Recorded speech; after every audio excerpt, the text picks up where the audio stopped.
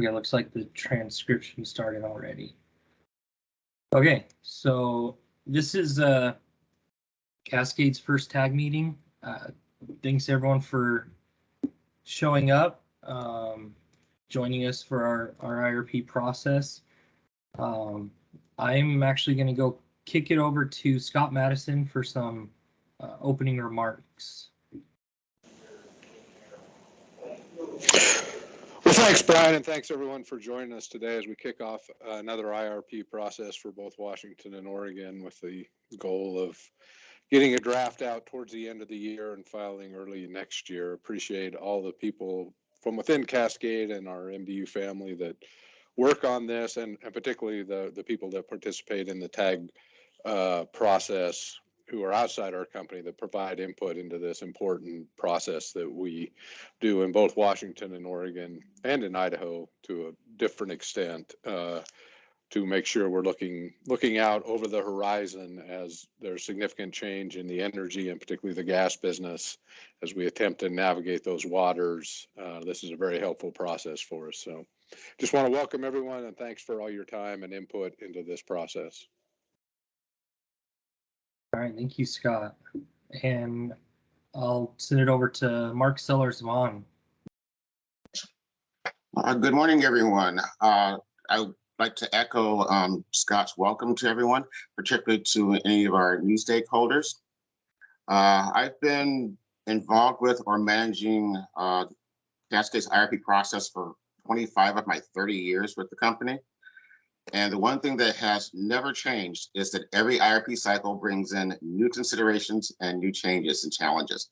This one is going to be no exception.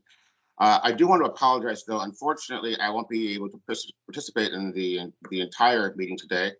I'm representing Cascade in several rate case negotiations, and we're currently on a break from one of them. I have to get back to in a few moments here. But I wanted to at least say hello and welcome you all back to this process, and turn you back over to the more than capable hands of Brian and the rest of the resource planning team. Thank you again for joining us. All right, thank you, Mark. All right, I am going to share the presentation now.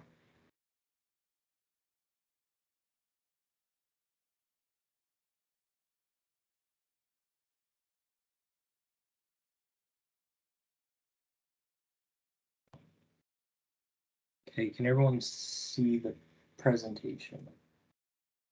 Yes. Okay.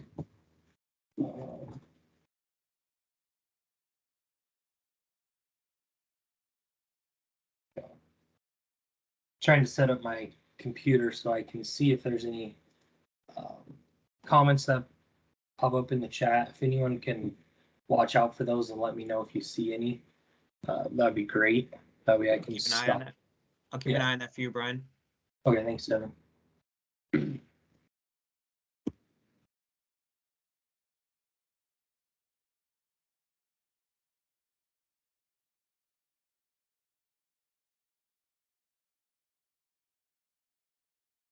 All right, so going through the agenda real quick, we'll do introductions after this.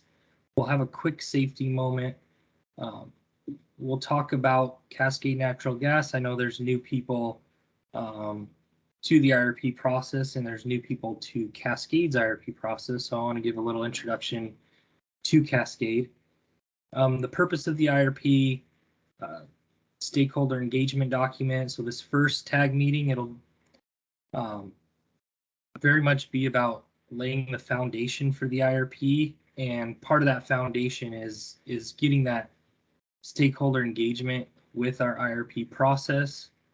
Hey Brian, are you trying to share your screen? I'm not seeing it. I'm not either. I put my hand up just to see if, yeah. That's what I figured, Abby. I wonder why I do that. It was there. Let's try this.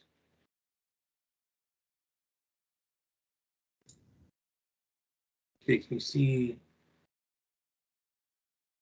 You see kind of the master display, so we can see like the next slide and stuff. There you go. Now it's good. Okay. So and then we'll go into IRP team. We'll share a little bit about some of the names, some of the departments, and then we'll go into some recommended improvements that we received from stakeholders that we'll be attending to in this IRP process. I'll try and lay out which tag meetings we'll look at them and talk about them. Just give a little insight on some of the recommendations we received. We'll give a quick look at regional market outlook, the short-term market outlook, long-term market outlook, and then we'll jump into different pieces of the IRP. We have a lot of different presenters. You'll hear a lot of different voices. Feel free to ask questions. We're going to keep it very high level for this first tag meeting. We do have several new players. And then once that's done, we'll talk about the 2023 IRP timelines for both Washington and Oregon. And then we'll discuss the next steps. So introductions real quick.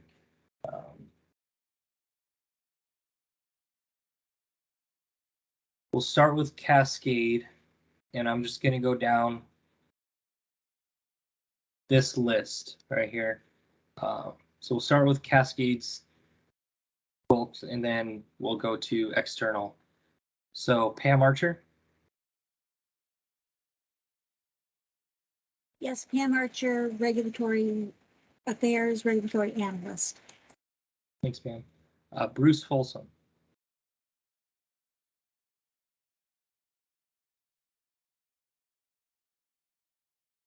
Bruce, you're on mute. You'd think I'd never done this before.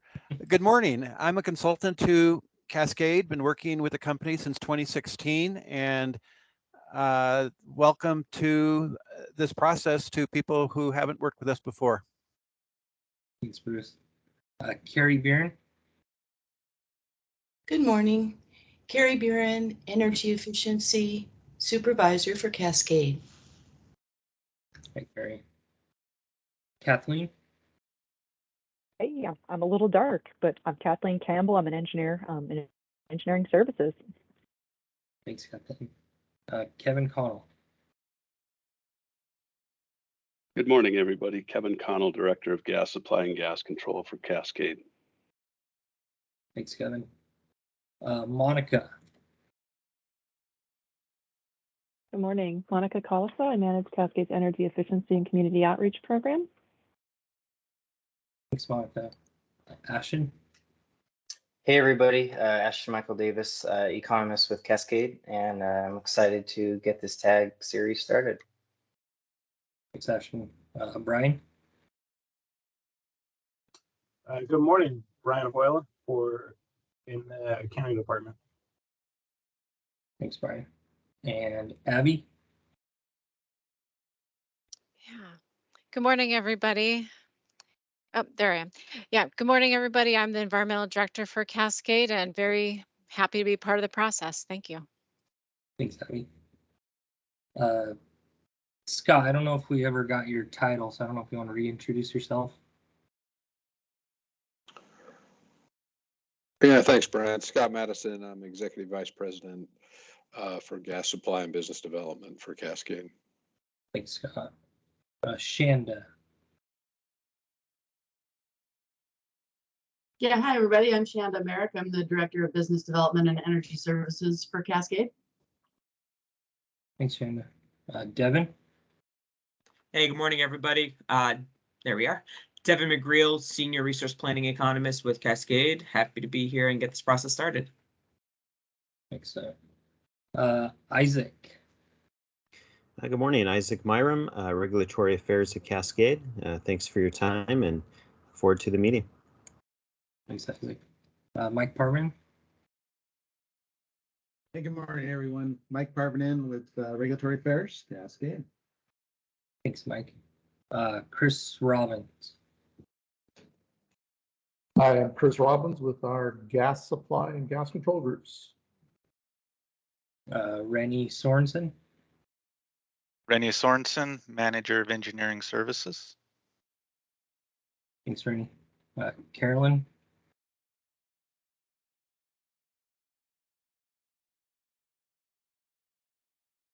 Carolyn, are you there? Yes, I'm here. Carolyn Stone from Cascade Natural Gas Gas Supply. Thanks, Carolyn. John Storvik. Hey, good morning, everybody.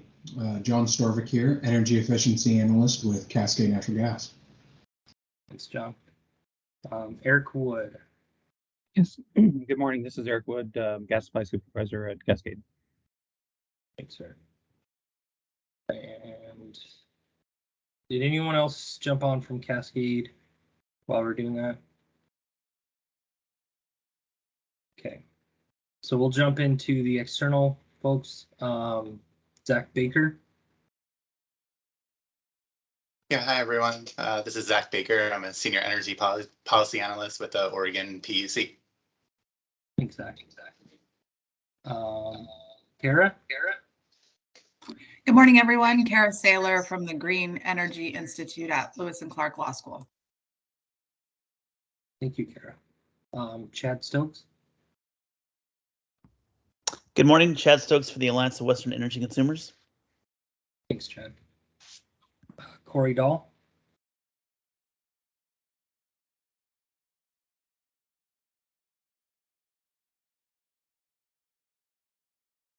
Hey, Corey, if you're talking, we can't hear you.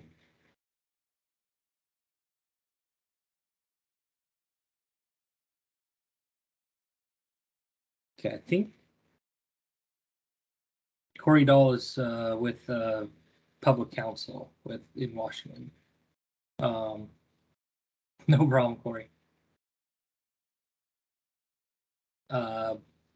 Byron Harmon.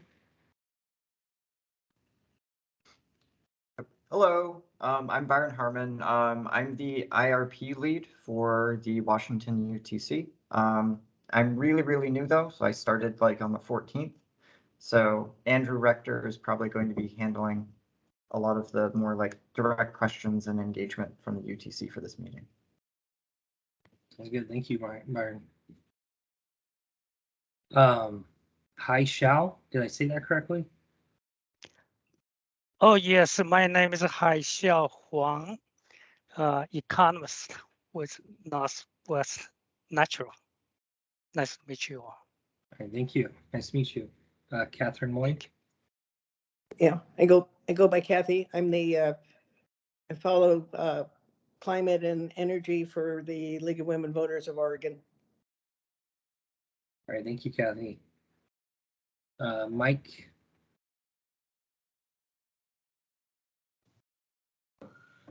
Yeah, hi, thank you. This is Mike Getz. I'm an attorney for Oregon Cub. Thanks. Thank you, Mike. Andrew Rector.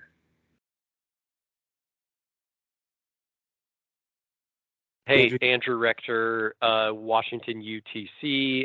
As Byron said, I'll probably be doing a good amount of questions and things like that in the next meeting or two, and then mostly handing the ball off to him for the remainder of the time. But yep, hi. Great, thank you. Matt Steele. Hi, I'm Matt Steele. I'm a climate policy analyst with the Oregon Department of Environmental Quality. Awesome, thank you. I think that is everybody. If anyone joined and wants to introduce themselves, please do so.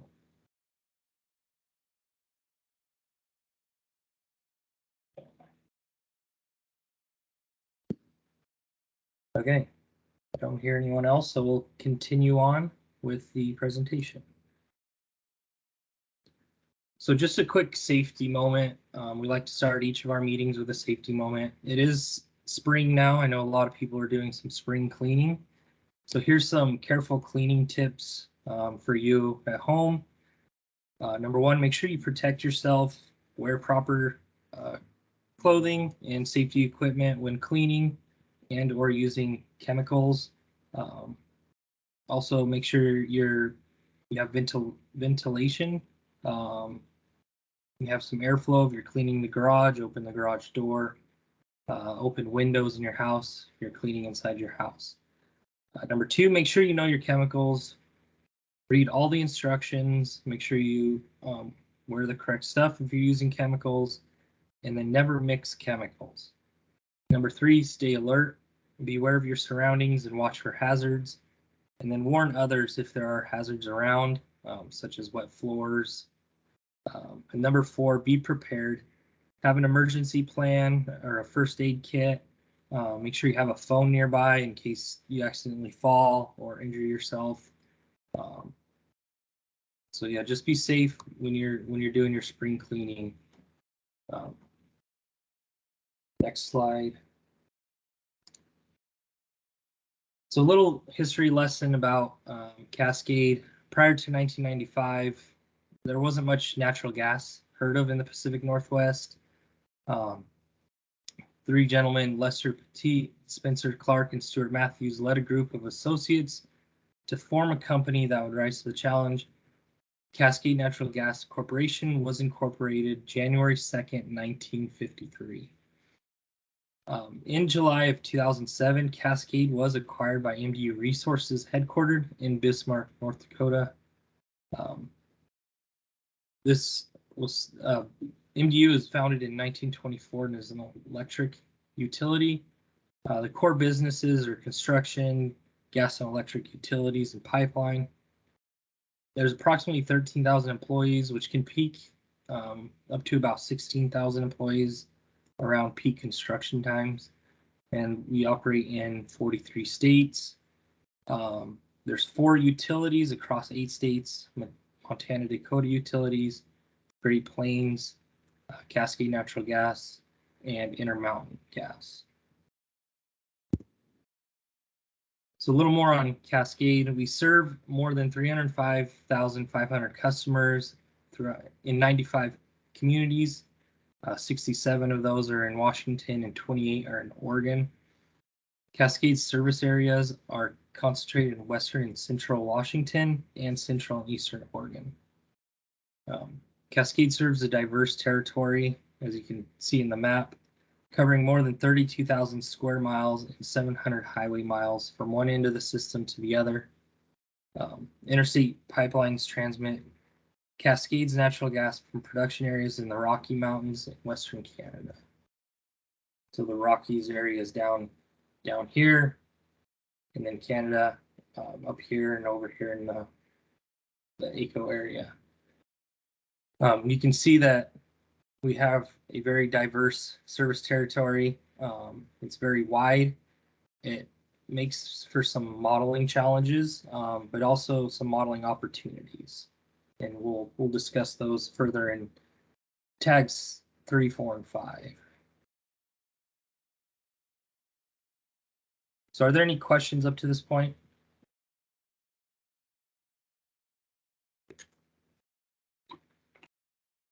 Okay, I'll keep going. The purpose of the IRP, obviously we have our 2 guidelines, one in Washington with the WAC 48090 238. If anyone's interested, go take a look at that. And then we have the guidelines in Oregon under order number 07002, as set forth by Oregon Administrative Rule OAR 860 027 0400.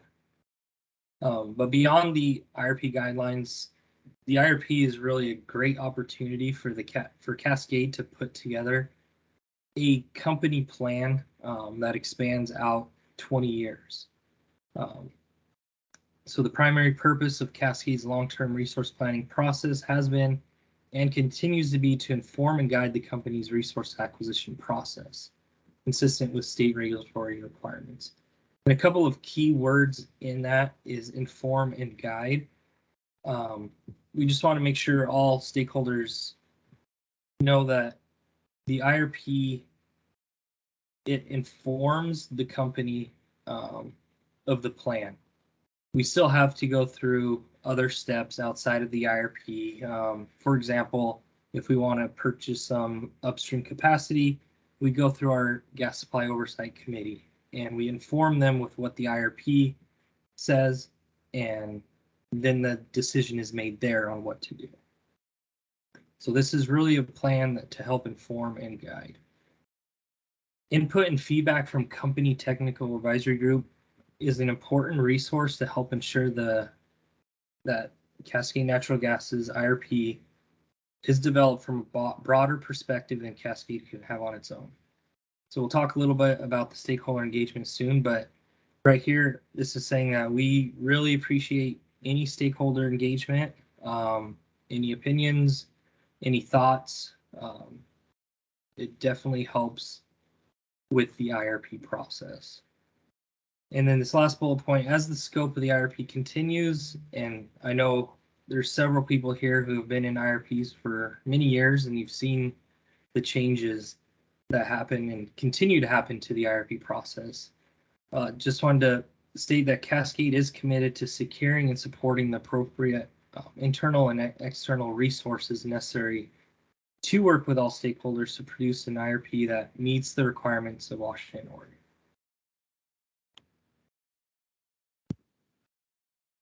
All right, so stakeholder engagement document. While I put the stakeholder engagement document up, I'm going to kick this over to Bruce to give us a little bit of an introduction to the stakeholder engagement document.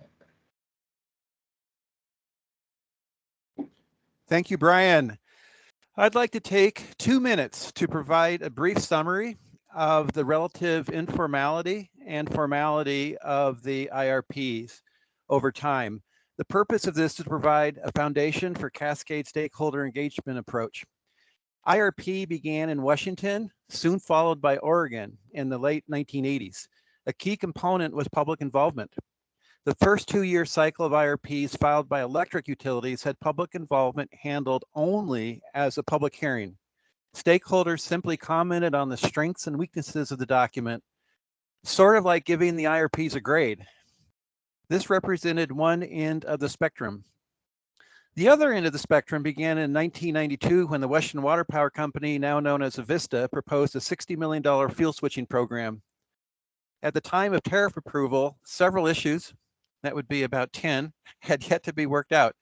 The Washington Commission agreed that the 10 key unresolved issues would be delegated to what was called the DSM Issues Group, or affectionately known as the DIG.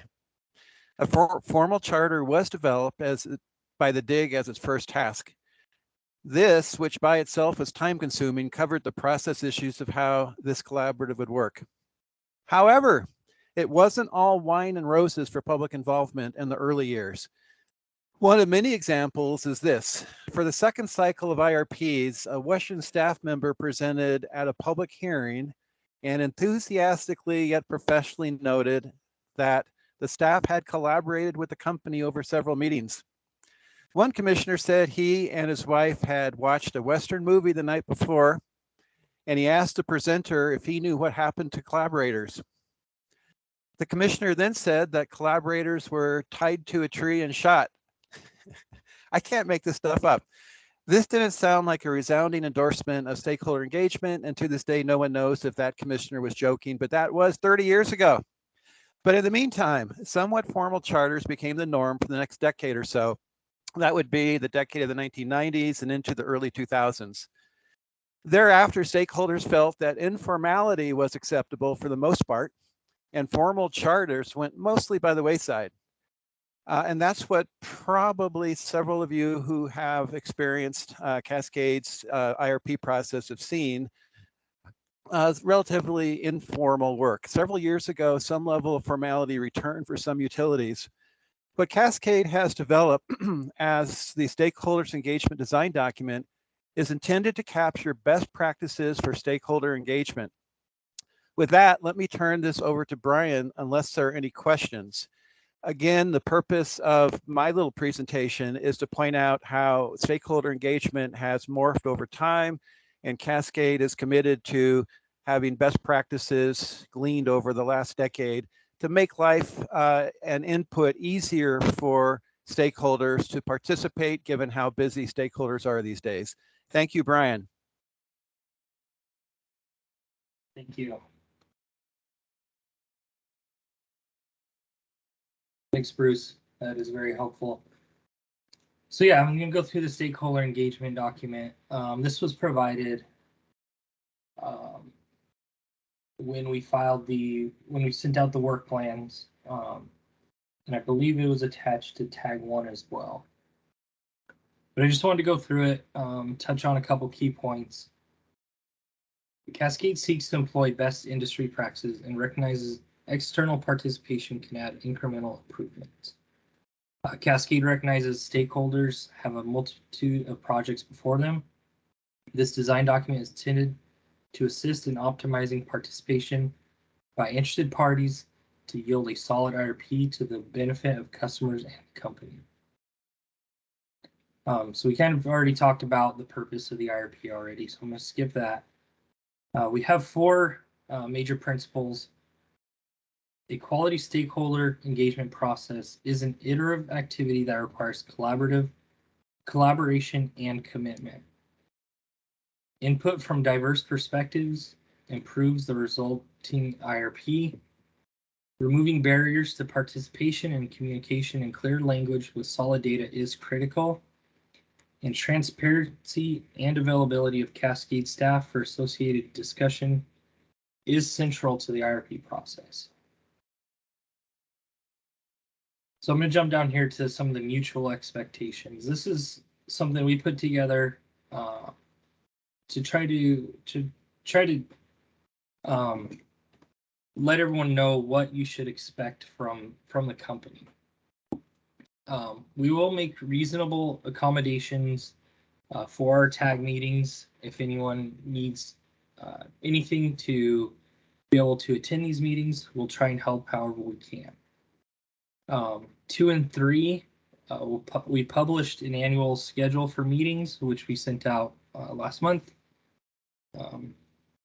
For coordinating purposes, it also included a brief section that lists the recommendations from the previous Commission IRP acknowledgements. We will be providing meeting materials, agenda and PowerPoint approximately 7 days in advance of meetings. So this presentation was sent last Wednesday. That is something that you can expect for future tag meetings as well. Responding to pre or post meeting communication. So if there are any questions before or after the tag meeting, please reach out to us. You can either email us, give us a call. We will set up a meeting if we need to, and we'll get all your questions answered.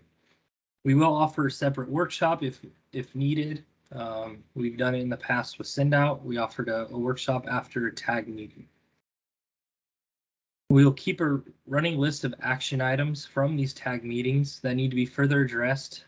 Those will be put into our tag minutes and provided out on Cascade's IRP website. We will allow for open and inclusive and balanced participation and information sharing.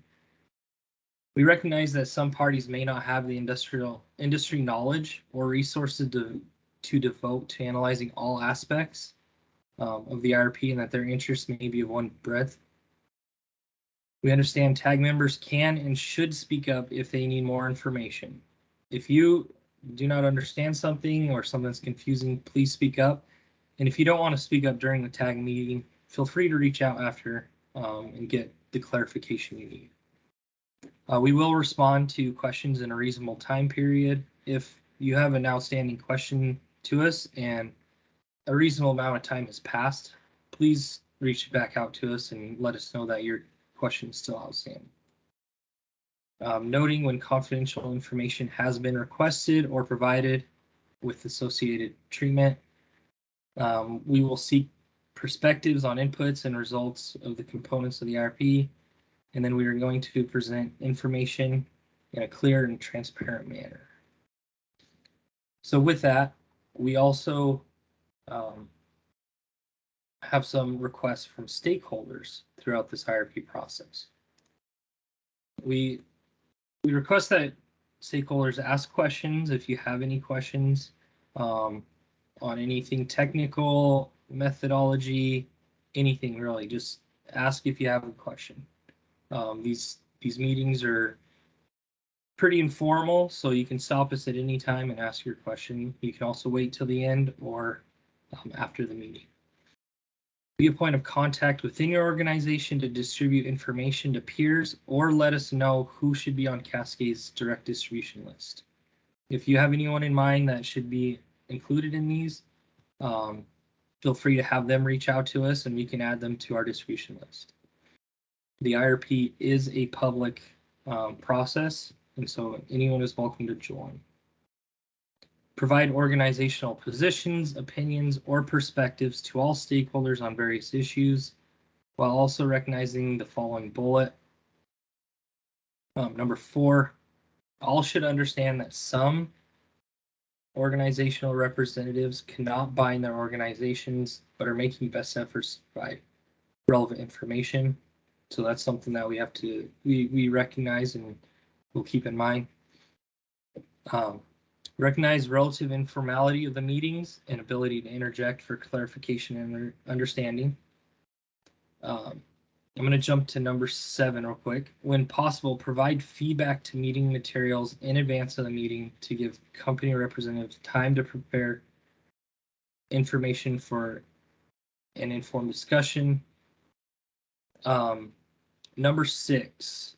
So one thing that we do request is that we get feedback in a timely manner. If there's, for example, the demand forecast has to be locked down pretty early in the IRP process. If we get feedback on the demand forecast to tag 4, tag 5, it's going to be very difficult because then we have to update our avoided costs and our DSM modeling, distribution system modeling, our upstream modeling. So getting that feedback earlier is better, but that also doesn't mean speak now or forever hold your peace. If we can make the change, we'll do it. It may be something that we have to push off for a future IRP process, but we just wanted to recognize that that need that we have for timings. We have to hit milestones. And then number 8, review bullet points 5 and 8 of Cascade's commitments. That's basically the tag minutes to make sure all action items are included and have been satisfactorily responded to by Cascade. So this helps us with getting a desired end result. That desired end result is an IRP that the company is proud to file and the stakeholders buy in and agree with the company filing. This is a win-win situation for everyone involved. It helps the company put forth a really good IRP, and stakeholders are in agreement with the plan.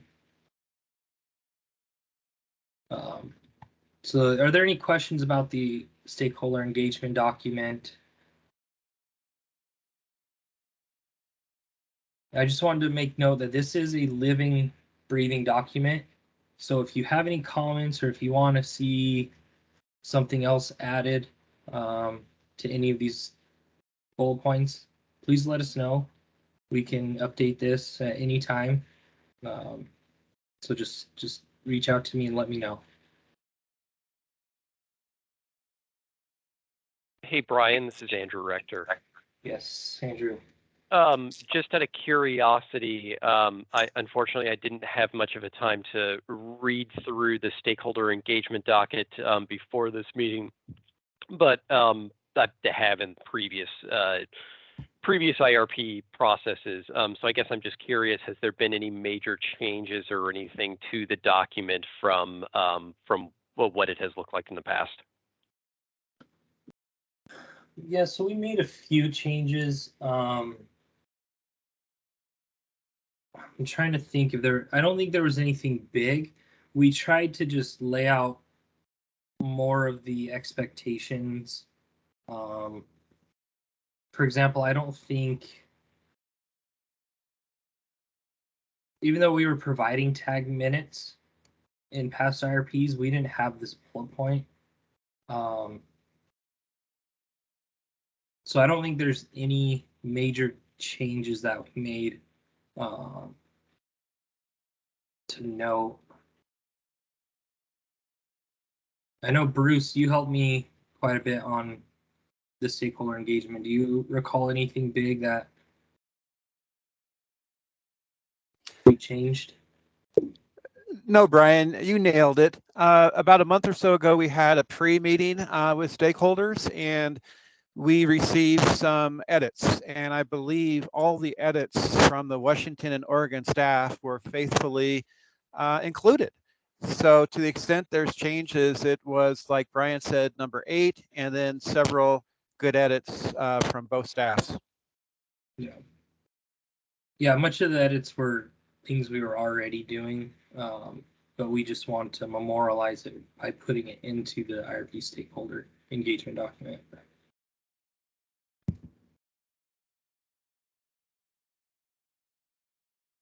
Are there any other questions?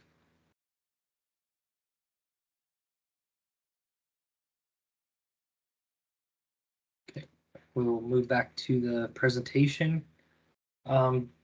Just to share a little bit about the internal IRP team, I just wanted to share some names. The titles, you can see it takes, we have 2 slides of this. It takes a whole lot of people to put together an IRP. I realize I left off Shanda Merrick on this. Shanda does some of the business development, works on some of the RNG. But you can see we have regulatory analysts, energy efficiency group, engineering, customer service, gas supply, community outreach, industrial services,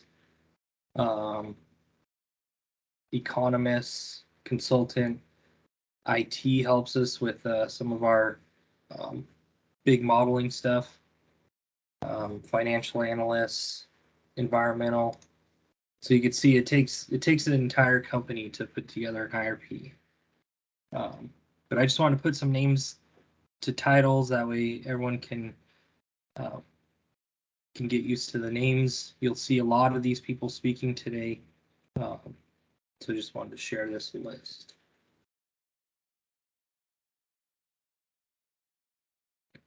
All right, so I'm going to jump into some of the recommended IRP improvements we saw from Washington. This first one, impact of legislation enacted in 2021 and 2022. We have the major ones, the Climate Protection Plan in Oregon. We have the Climate Commitment Act in Washington. Both of those will be a big consideration in our modeling. You'll see a lot of that modeling in tag 4 and tag 5. So we'll probably also see a little bit of it in tag 2 as well with the customer forecast. Impacts of COVID-19 pandemic. So our previous IRP, the 2020 IRP, was taking place during the very early parts of the pandemic. It was very difficult to determine what the impacts were going to be. It still may be a little difficult to determine the long-term impacts of the pandemic, but we're definitely going to try and incorporate some changes that we may see, especially the demand forecast, price forecast, if there are any. We'll definitely include those. Peak day standard. So historically, for the peak day, we would use a 30-day or 30-year history, and we would grab the coldest day in that 30-year history. Well, for this IRP, the 30-year day that we used actually falls outside of the 30-year history.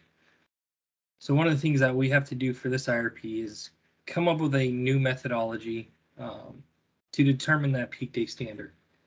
Now we have several ideas, some things to consider. We'll be presenting this at Tag 2. But I wanted to give a little insight, that way you have time to think about it. One of the things we're considering is running Monte Carlo simulations on our weather data. And one thing we have to think about is if we want to use 30 years of weather history, 15, 20, a different time range. That's something that we'll want to consider while running this peak day standard. So something to think about. You don't have to have any opinions right now, but if anyone has any thoughts on that, feel free to share. Impacts of climate change. So one of the thoughts that staff recommended was looking at 15 or 20 years for all weather, not just peak day, for normals. One of the other things that we considered is keeping the 30-year history and utilizing a report that we found to decrement or decrease the normals to show those impacts of climate change. We found a report from Intergovernmental Panel of Climate Change, the IPCC, that ran, used several models, and it ran different scenarios when it showed a decrease in the weather. And so we were considering that as well. That'll be a topic of discussion at Tag 2 as well. Upstream greenhouse gas emissions accounting. So staff noted 2 areas where they had some concerns with the upstream greenhouse gas emissions. Just a little background, the upstream GHG emissions were new to the last IRP. The 2 concerns that staff had were on the emission loss rate and then the global warming potential. So those are 2 things that we'll be discussing, I believe, at Tag 4 in August. So that's something to think about as we approach Tag 4. The avoided cost formula. So there was staff noted a discrepancy between the way we were applying the 10% environmental adder and how Northwest Power Council was, Northwest Power and Conservation Council was applying it. So that's something that we're going to take a look into. We will likely be presenting that at Tag 3. So that's something to think about as we approach Tag 3. Impacts of electrification and natural gas bans. So you'll see natural gas bans will fall into our base case. We have something in our Bellingham area with natural gas bans. We need to incorporate what has actually been passed and agreed to into our modeling. And then we're also going to do some scenario modeling around electrification that came out of some of the Oregon CPP modeling. Renewable natural gas modeling and evaluation tool. We presented an evaluation tool on RNG last IRP for the first time. So we'll be discussing that further. I know there's been some changes made to it. And so we'll be presenting that at Tag 4 as well. Validation of methods. So this was a request by staff to take a look at our methodologies. So like our demand forecast method, customer forecast method, price forecast, just to make sure that we are evaluating them after the IRP is done, to make sure that they are actually doing what we want them to do and producing accurate forecasts. So one of the things staff wanted to see was for us to look into those more. Not only just do the validation, like the cross validation, but also explain the results we got from it, what we can do with the results, and expand it as well. So look at it in our price forecasts, some other areas as well. And then, of course, encourage participation in the IRP process by additional stakeholders. We do have some new stakeholders here today, so I feel like we succeeded somewhat on doing that. I understand that we still need to do that.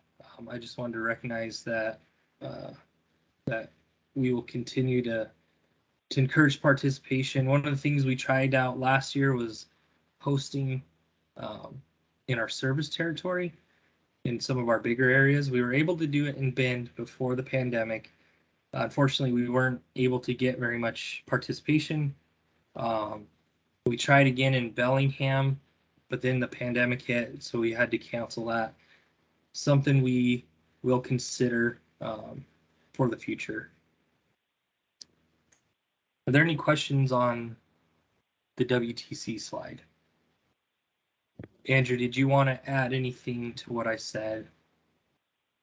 So the only thing that I was going to mention in terms of, I guess this kind of goes into both the peak day standard and the impacts of climate change.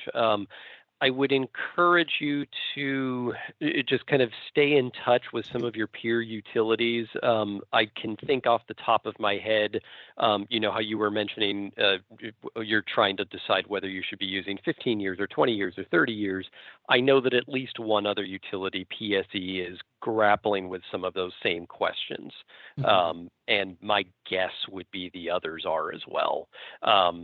So that was going to be the one thing that I was going to say in terms of that. And then on the renewable natural gas front, I imagine we'll get to this either a little bit later today or at some point in the not too distant future, but just kind of interested in hearing a little bit more on where Cascade's at with RNG right now, particularly in Washington, but I'm sure the Oregon folks will be interested in hearing that as well. I know, but again, just kind of in Washington, I know we haven't talked about this lately. So I guess that's it. Thank you. I also have a question. Where you said that participation in your Bend meetings was kind of lackluster. Did you guys have any kind of like reflection or like plans for improvement or lessons that you learned from that? So before the Bend meeting, we tried, so we had posted that we were going to be doing this meeting on our company Facebook page to try and get that social media outreach. We're definitely open to trying again to doing that. Maybe I think we need to take a look at different ways to reach out to customers. We thought about doing bill inserts, but that would be kind of costly. So that's something that we are considering, but we want to make that more of a, not a primary way of doing it, trying to find other ways to do it first. But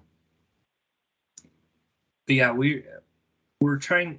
One of the things that I did for this IRP is I reached out to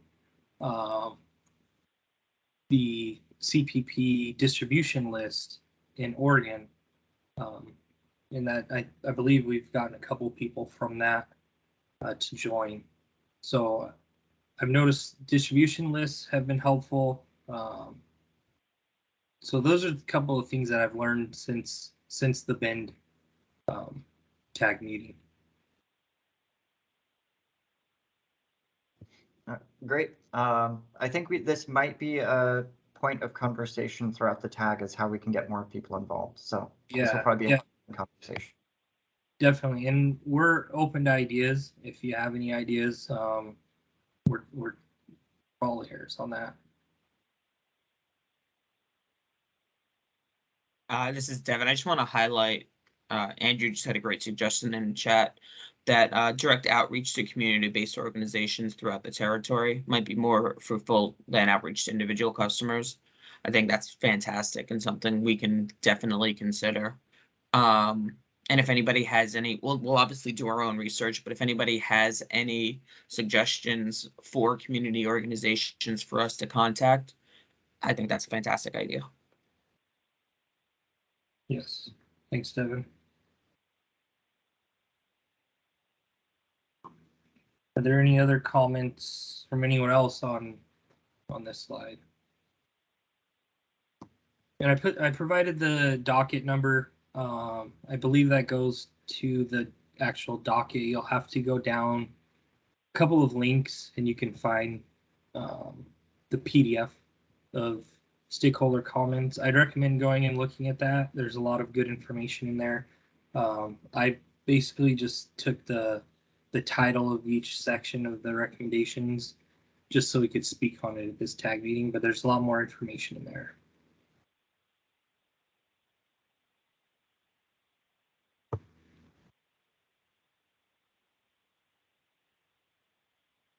So here's some of the recommended IRP improvements from OPUC. So one of the things that we got a recommendation, I think actually this first one may have came from CUB, but they wanted us to include price as an explanatory variable in its demand forecast. That's something that we're going to try and do. You'll see that analysis at tag 2. Just a little insight on that. One thing that we have to keep in consideration is that sometimes price and weather can be correlated. So we don't want to have some cross correlation in our modeling. We'll be testing for that. But just that's something that we'll definitely include in our modeling. Published variables included in the model as part of an appendix. This is referencing the demand forecast. And this is something that we're going to do with the IRP filing. Provide an update to the company's current and proposed future efforts to use DSM. DSM is demand side management in avoiding infrastructure upgrades, and hold a workshop to describe these efforts in the next IRP cycle. So this is something that we include in our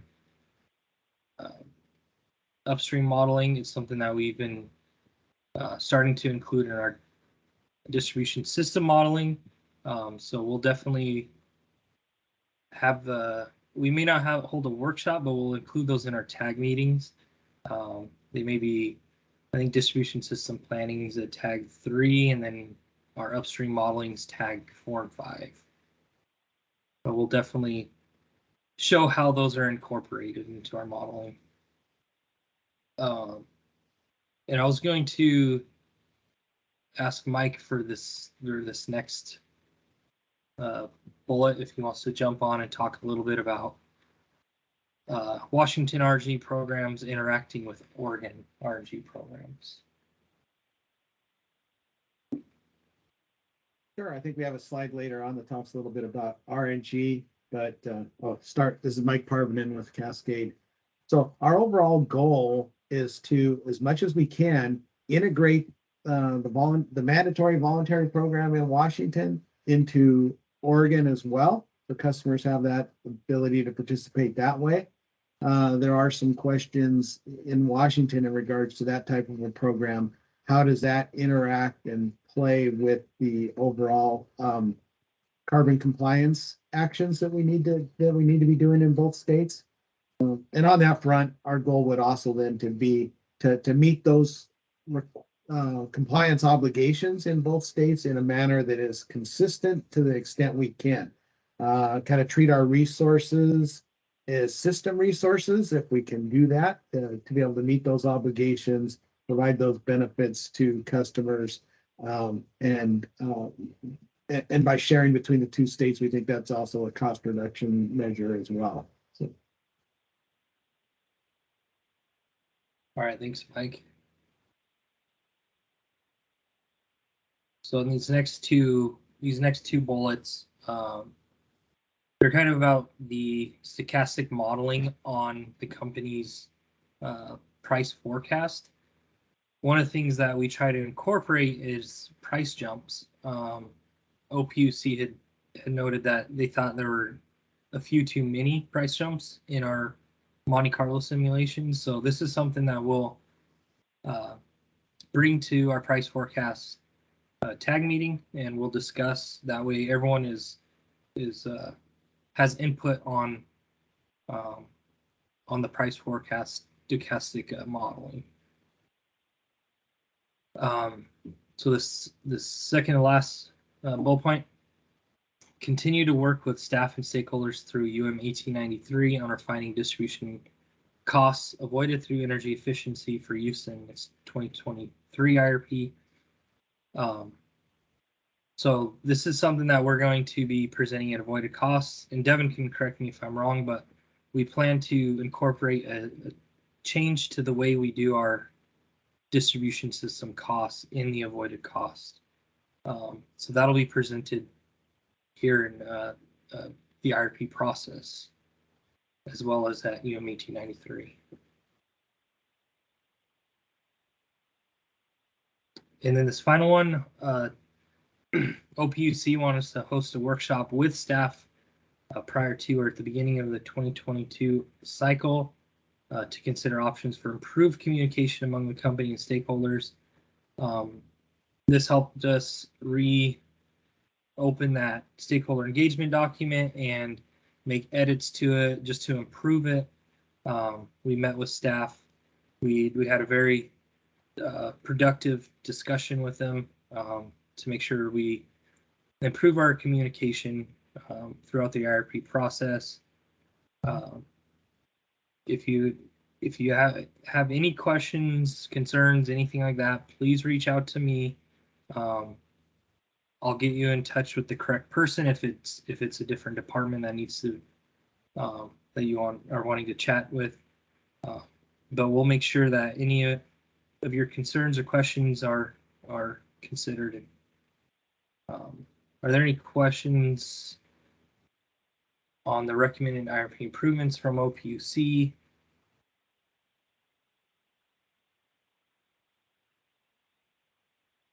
Brian, just on that last point, excuse me.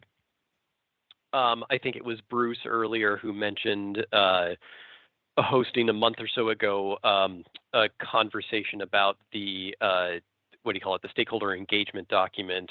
And I this is going to sound stupid if I was actually there, but I'm pretty sure that I wasn't on that conversation. I'm just kind of curious if anybody else from Washington staff was.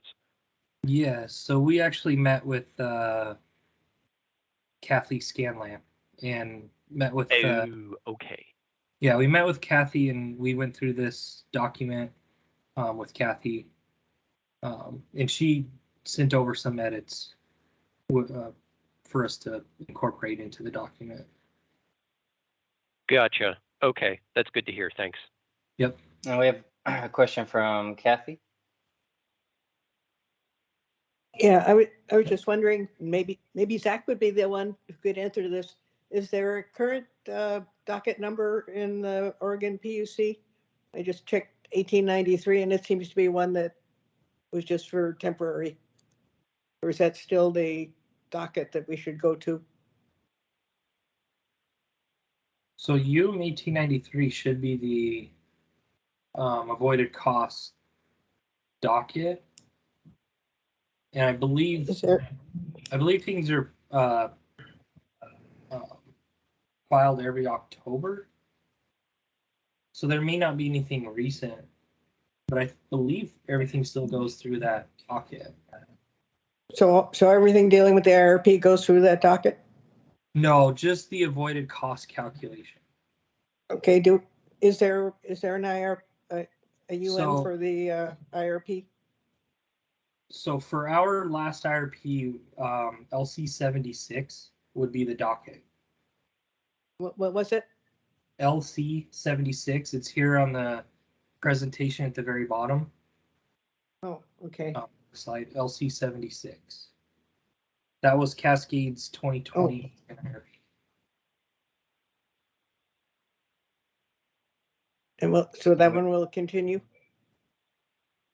No, we'll probably get a new docket for this IRP. We usually don't get a new docket number until we file with the commission. Oh, okay. Sorry, I'm brand new at this, as you can tell. No problem. And yeah, there's all kinds of new people, so please ask away. yeah, next week, I'm going to be sending out a link to our IRP website. You'll be able to find a recording of this meeting, the tag minutes, and the presentation of this meeting. So everything that we've discussed so far throughout this IRP will be out on that website. Great. Yeah, I tried to find it and it didn't. I'm glad to know it didn't exist and it wasn't just that I didn't ask for the right thing. Yeah. We have a hand raised from Zach Baker as well. Thanks, Andrew. Yeah, Zach. Yeah, thanks. Hey, Brian, thanks for running through the OPC recommended improvements. I wasn't involved in putting them together, so forgive me for this question, but just on the third box with related to DSM, I think I heard you say that you all are not planning to do a workshop, but are planning to address that in the tag meetings. Just curious if you could explain why you're thinking not doing a workshop versus incorporating in the tag. Yeah, I mean, we could do a workshop if that's the way that we want it done. I think DSM being incorporated into our infrastructure upgrades is kind of already in our process. So I think it can already be handled inside the tag meetings.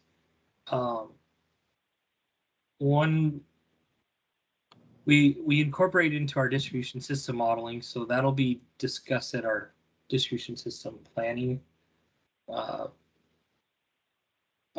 tag meeting, which will be tag 3. But we also incorporate into our upstream modeling. And so that'll be also included in our tag 4, tag 5 presentation, and we'll show how those future efforts are going to impact infrastructure upgrades. So, I mean, we could hold a workshop. It'll end up being, some of it will end up being repetitive with what's already in the IRP process. So that's the only reason why I recommended doing it in the IRP tag meetings. Yeah, thanks for that explanation, Brian. And I'll just check internally here to make sure that's cool, but just wanted to get a sense of that. Appreciate it. Sounds good. Thank you. All right. And I also provided the link to these. Go take a look. There's some good information out there from the final order. Are there any questions, any further comments on that?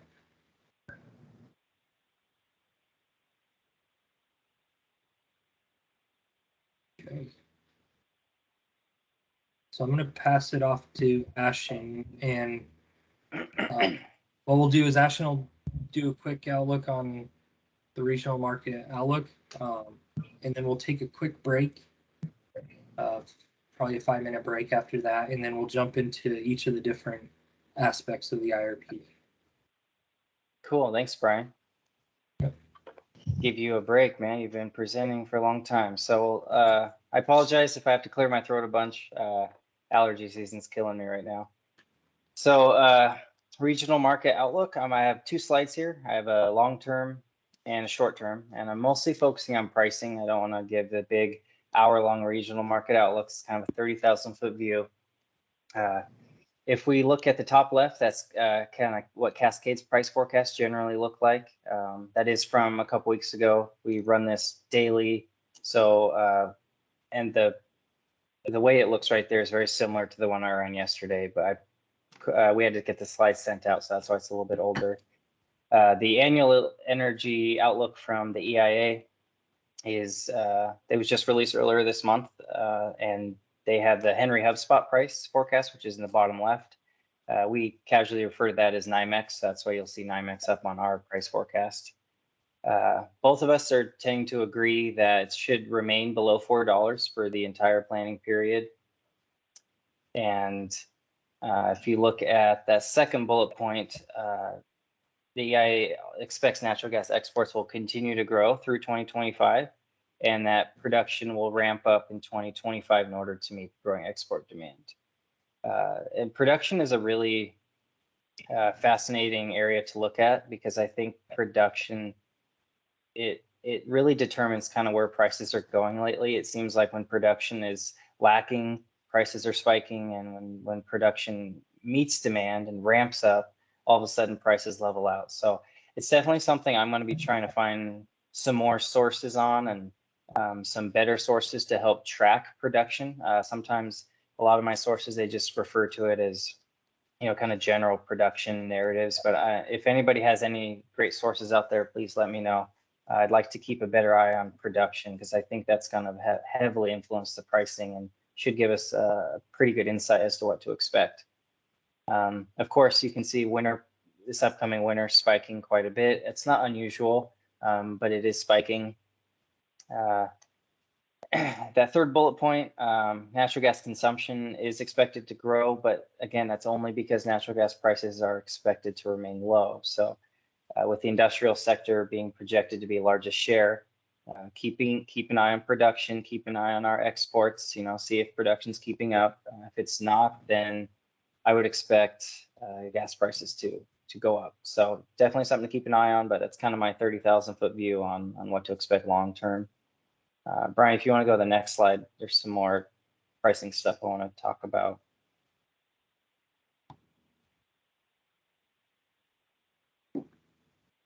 So we'll jump to the second and third bullet point. I probably should have reorganized this. I apologize, but the second bullet point and the third one refer to pricing as well, and it's kind of more of the short term. So Cascade's hedging consultant, Gelber and Associates, they kind of focus on 1 year, 2 year, and 3 years out, kind of help us with hedging recommendations and what pricing is going to be doing in the real short term.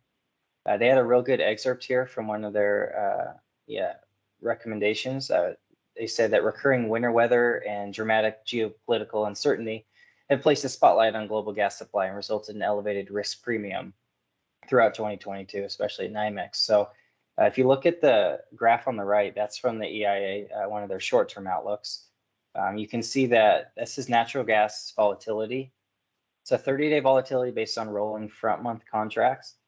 And you can see February hit a record of almost 180%. So we're seeing crazy volatility. And the previous record was back in 2010. I think it was like 130 something percent. So a real smoke in the previous record there. So this is what this sheds light on is the importance of Cascade's hedging program and how this is, our hedging program is going to protect from a lot of the volatility that we're seeing in the market. So I'm excited. A little bit later in this presentation, Devin's going to talk about the hedging program and what to expect when we present that at one of the tags. So if we jump back up to bullet point 1, I'm kind of jumping around here. I'm sure everyone's aware the Oregon-Washington legislative sessions ended earlier this month. Cascade is continuing to monitor, the bills that relate to natural gas, especially ones addressing greenhouse gas emissions and bans on natural gas and new constructions and things like that. So as we move through the tags, you'll see us talk about how various bills might address, tag 2, load forecast, tag, I can't remember, 3, 4, or 5, we'll talk about resource integration. And I mean, these bills are going to have effects on each individual part. And so something to keep an eye on definitely going forward. And we'll keep the tag group posted on how that affects us and how we're dealing with it. And I think that's kind of my, brief regional market outlook here, mostly focused on pricing. If there's questions, I'm not an expert on everything, but I can get you the answer if I don't know it. So are there any questions on kind of what's going on in the market?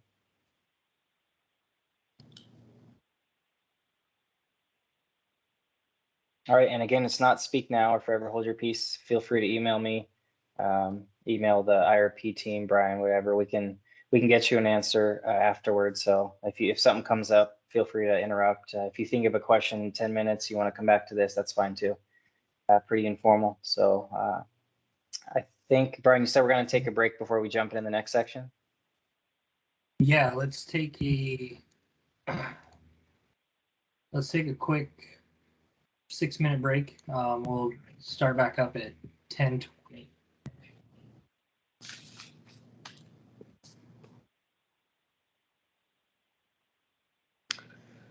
Okay, sweet. Better go back for money and have a break and make some coffee. Yep.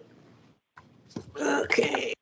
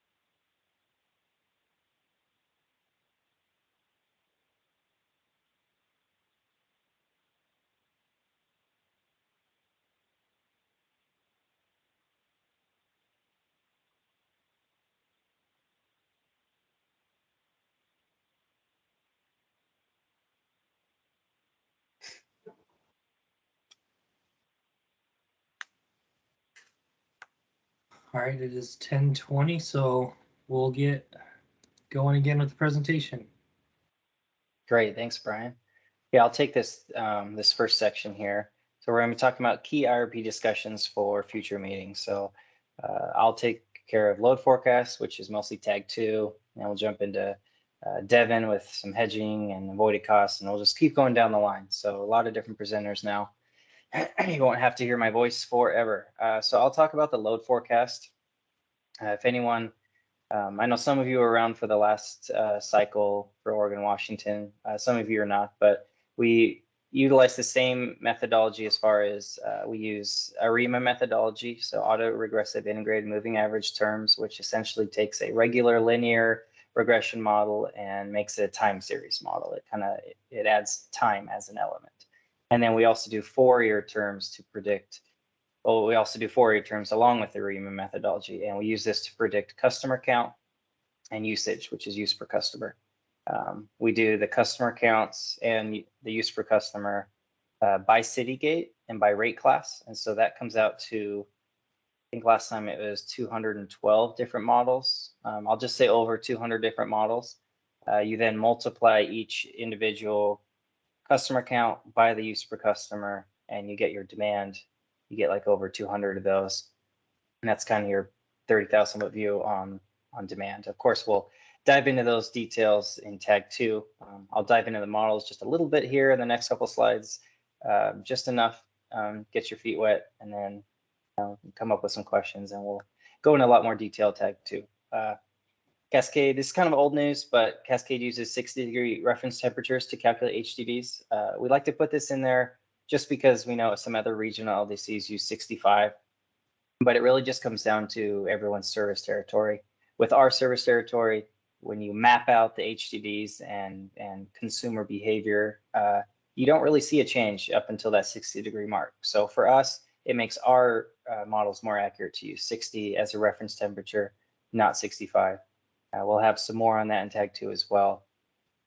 Third bullet point, multiple scenarios, of course, I'll be analyzing. I'll be doing high growth, low growth. I'll be doing warm, cold weather, various peak day events, most likely, different historical windows and climate scenarios and just all kinds of stuff. So look forward to that. I'll present kind of everything that we generated in, as far as scenarios in tag 2, and then I'll ask you guys for feedback if you want me to add stuff, or if you think one of my scenarios isn't useful, or just kind of get some dialogue going about that, and so we can make sure we have a whole bunch of different scenarios, and we can really stress test the load forecast, and that'll be fun. So lastly, we also are constantly trying to evaluate other potential predictors. I'm not a big fan of just throwing as many variables as I can at a model. I think you can get into some overfitting and you can get into some trouble there, but I do know that models can always be improved. And thanks to stakeholder feedback, we'll be throwing price in there as a potential regressor for use per customer. So we're going to see if the model says it's significant. If it doesn't necessarily mean I'm going to throw it out, because I know you can treat it kind of as a econometric variable. So the model may not think it's mathematically significant, but perhaps when we do some analysis, we maybe some cross-validation, which I'll talk about here in a second, we might notice it really does actually add some value. So we may leave it in either way. We'll see. It's definitely something we still have to analyze here in the next couple months before tag 2. And then cross-validation, something we introduced, I think, just in the last Washington IRP. I don't think it was in the Oregon one. It's kind of new, but cross-validation, it's kind of tedious, so I can't do it on all 200 models, but I like to do it on a handful depending on how much time I have. So this last time, I only had time to do, I think, 2 or 3 cross-validation analyses, but I'm hoping to do some more this time around. But essentially what that means is, say we're using data from 2010 to 2021 as our historical, or whatever our historical window is. Cross-validation would shave off those last few years. So maybe I develop a model from 2010 to 2017, and then I forecast 2018, 2019, 2020, 2021.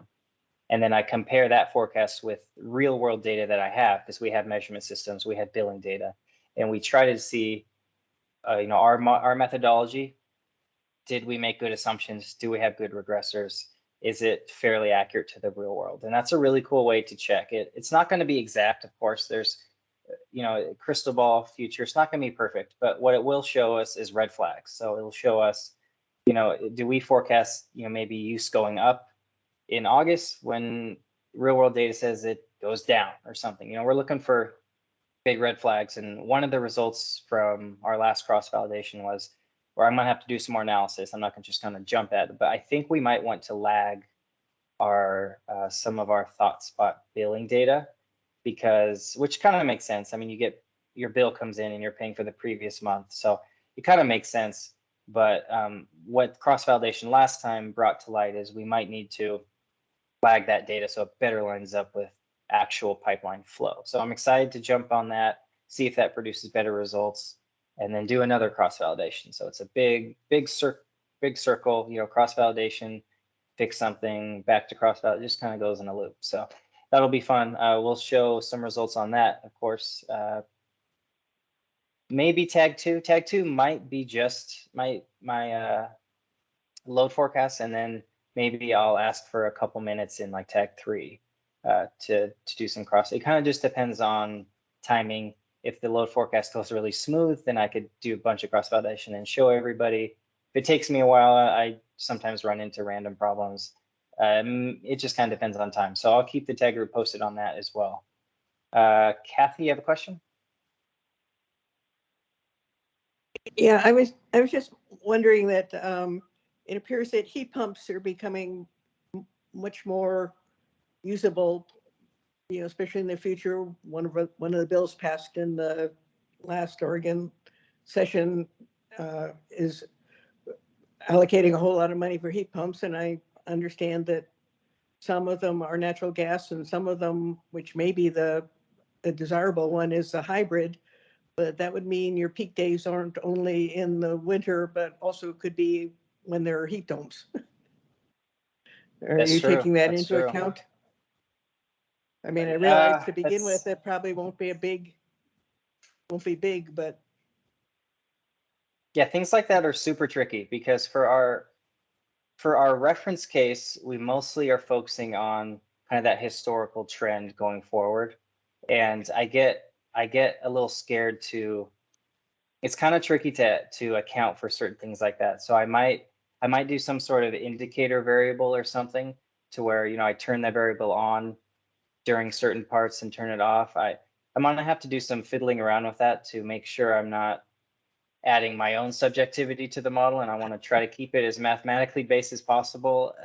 Again, my crystal ball is kind of fuzzy sometimes, kind of hazy, but it's a good input. I definitely will write that down as something I need to figure out a good way to add that into the forecast. Thank you. This is Devin. Also, I think one thing to add to that is the action plan for this IRP. It's typically 2 to 4 years, as for this out 4 years, and I think it may take a little bit longer for some of that technology to fully materialize. So that does give us a little bit of the luxury of time to be able to kind of see how that technology is evolving when it comes to the actual actionable decisions we make. And then also, I'm happy that Monica just raised her hand, because I think a lot of that may end up being something that we look at towards our demand side management versus just changing the load forecast itself. So I think that's a perfect kind of lead in to see that Monica has her hand raised. Thank you, Devin. Yeah, I was just going to mention that Cascade is working with both the Northwest Energy Efficiency Alliance and there's a natural gas heat pump collaborative that we're a part of to try to move that technology forward so it is more available and obviously dependable and accessible, and making sure that the testing and everything is there. So we are on top of it. To your point, Devin, it is probably not this year. Hoping to see a little more traction in 2023 and beyond. So definitely keeping our eye on it. It'll be a couple years probably until we've got some good saturation and availability for our customers, and especially looking at that hybrid method that Kathy, or not method, but technology that Kathy mentioned. That could be a really viable option in the future. Thank you. Thanks, Monica. Yeah, you can go to the next slide, and I'll talk about I have just 2 more slides. I have the customer forecast and then the use per customer forecast. Just kind of giving you a taste of what to expect in tag 2. Looks complicated. It's really not. The model on top is customers by city gate by rate class. We regress on currently population of that specific county, employment numbers. We have the 4-year terms and the REMA terms. And just real quick again, the REMA terms turn regular linear regression into a time series, so adds time as an element. And then the 4-year terms are really useful for kind of, I allow the model to choose how many it wants, up to 6. It usually doesn't go above 2 or 3, but what it's searching for is seasonality that my regressors didn't find or aren't accounting for. So some of our models have none, like population and ARIMA capture everything it needs to. Some of the models might have 1 or 2 of those terms to help with the cyclical nature of kind of the seasonality that you might see in customers. Of course, use per customer is way more cyclical. You'll see on tag 2, I'll show some graphs. Customers, not so much, but they're super useful. They kind of help fill the gap if I miss any seasonalities in there. And then I have the model notes down below. I kind of went through those. If you want to go to the next slide, talk about the use per customer, very similar. This one by city gate by rate class. We use HDDs, we use wind. We introduced wind a couple cycles ago, and that turned out to be useful, had some predictive power. We use weekend indicator variables, very useful. Also 4A terms and ARIMA terms. And again, I probably should say this earlier, we don't immediately go to an ARIMA model. We do start off by seeing if just a simple linear model will suffice. And then what I do is I analyze the structure of all the residuals, and if there is structure, that means I didn't capture all of the predictive power. So that's when I turn it into an ARIMA model. Spoiler alert, most of them get converted into ARIMA models. So I have the model notes down there as well. And then of course, we'll be, like we said earlier, we're going to be introducing price as a possible regressor, just to see if it's significant, see if it has an effect. I might play around with lagging price forward or not forward, backward. We'll play around with that a little bit, see if we can find some predictive power in that as well. So yeah, that's kind of my quick introduction. Tag 2 will be diving a lot more into this. Are there any questions on the demand side of, or the forecast side of stuff? If not, then I'll pass it over to Devin.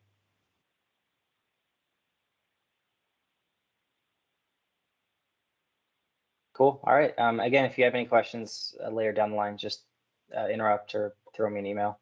And there you go, Devin. Thanks a lot, Ashton. So yeah, I'm going to talk a little bit about hedging and avoided costs, 2 things that personally I'm very passionate about, specifically hedging. Over the past couple of years, we've really taken a lot of work to enhance some of the quantitative metrics and analysis that we've done to create a really robust and powerful hedge plan that, frankly, I think it's been an enormous benefit to our customers in terms of savings, real tangible savings that they're able to see because we're able to mitigate some of those high expense periods, a lot of those winter strips, kind of as Ashton showed in some of that historical pricing. Some of the things that we're doing towards that is really evolving some of the techniques we use. So for instance, we entered into our first call option in the previous August. It's the first of our modern hedging program. It's my understanding that before I joined the company, we did do some financial derivatives, but this was the first one of what we kind of call our modern hedging period ever since the UTC came out with their hedging docket, where they really wanted us to have these more robust risk responsive programs. And that ended up being very beneficial. It covered the winter pricing in 2021, which, from what I can see, looking at the average, just kind of looking at what our average settlement was between the 3 basins, our weighted average, it was around $8.46 in July. The strike price on that was, I believe, in the $4 to $5 range. So by having that option, that gave us the ability to execute and purchase gas at a much lower price than otherwise we would have had to if we were just exposed to the market. And that's just one example of some of the many hedges that we'll do, whether it's fixed price physicals, swap contracts, and we're looking at other types also. We're always trying to see what else is out there in the market, just for the benefit of our customers. You know, as this pricing starts to become more and more challenging to predict, we want to make sure we're staying on top of all of that. And it's shown in the retrospective reports. So in the 2021 and 2020 annual hedge plans, we showed a reported gain of $4.6 million in that first one and $1.5 million in the older one. And I can also tell you, we're kind of working on the 2022 plan right now, which will be filed on or before September 15th. But the retrospective plan there is looking phenomenal for our customers. Numbers are preliminary, so I don't want to say anything concretely, but we are looking at hedge savings in excess of $40 million potentially for our customers. Of that, a significant portion, over 10 million of it, was in January of 2022 alone. And that just goes to show that that pre-planning we did, the analytics that we did to make sure that we had a significant portion of our portfolio hedged in that period, paid off big time. And so that's something that personally I'm very proud of and happy that we were able to do, you know, to help mitigate some of those costs for our customers.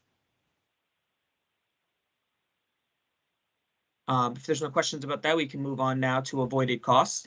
Avoided cost is an integral process of the resource integration kind of whole process, where we're trying to make sure that we can set the point for Monica and our conservation team, as well as the ETO in Oregon, to figure out what is that price point at which it makes sense to engage in energy efficiency programs versus just going out and buying gas, transporting it through our pipes, and eventually distributing it to our customers. It's a very complicated process. As Brian alluded to earlier, there's an entire docket in Oregon with the sole purpose of determining how do we properly calculate that avoided cost. That's that UM 1893 that all of the utilities kind of come together each year and talk about those inputs and what should be used to come up with that avoided cost. So we're continuing to work toward refining our process. One example of that, as Brian had mentioned earlier, is this 10% environmental adder. So the 10% environmental adder was recommended years and years ago, I believe in the 90s, from the Northwest Power and Conservation Council to be kind of a catch-all for what were some of the non-quantitative environmental impacts that are not captured in some of the other elements of the avoid cost. They said kind of as a catch-all, let's add 10% to that.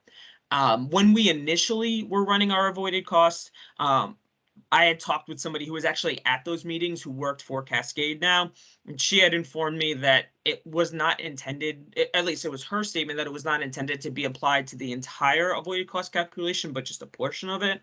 But after getting feedback from utility staff or commission staff rather, and some of the other utilities from conversations with them, we're now thinking it's probably more appropriate to apply that adder to all elements of the avoid cost. So that's something that we'll talk about during the avoided cost tag meeting, but we're pretty sure we're going to be applying it to all of those elements.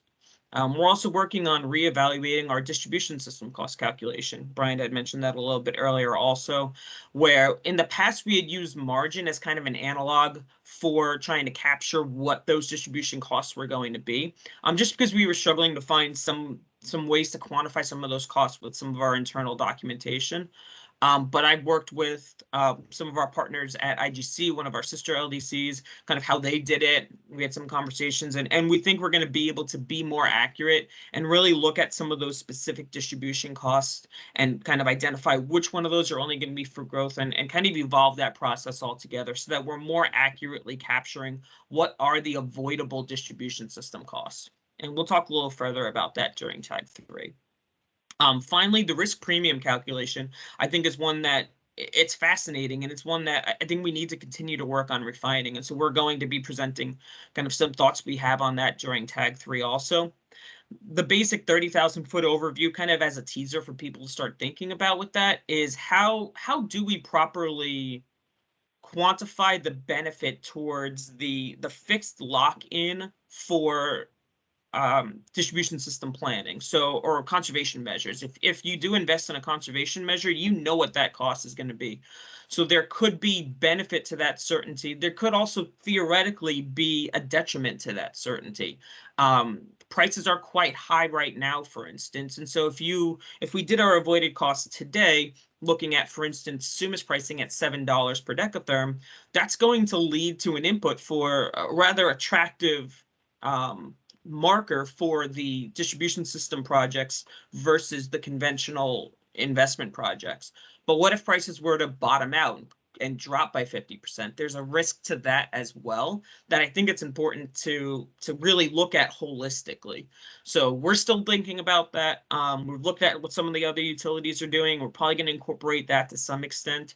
And we'll present that during the tag process and welcome feedback as to if people think we're doing that correctly or if there's something else we could be doing for that.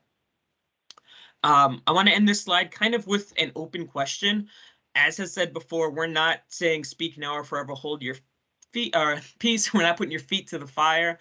But I think it's important. I want people to maybe, we're interested in some feedback about looking at avoided costs in this post-CCA, CCP world.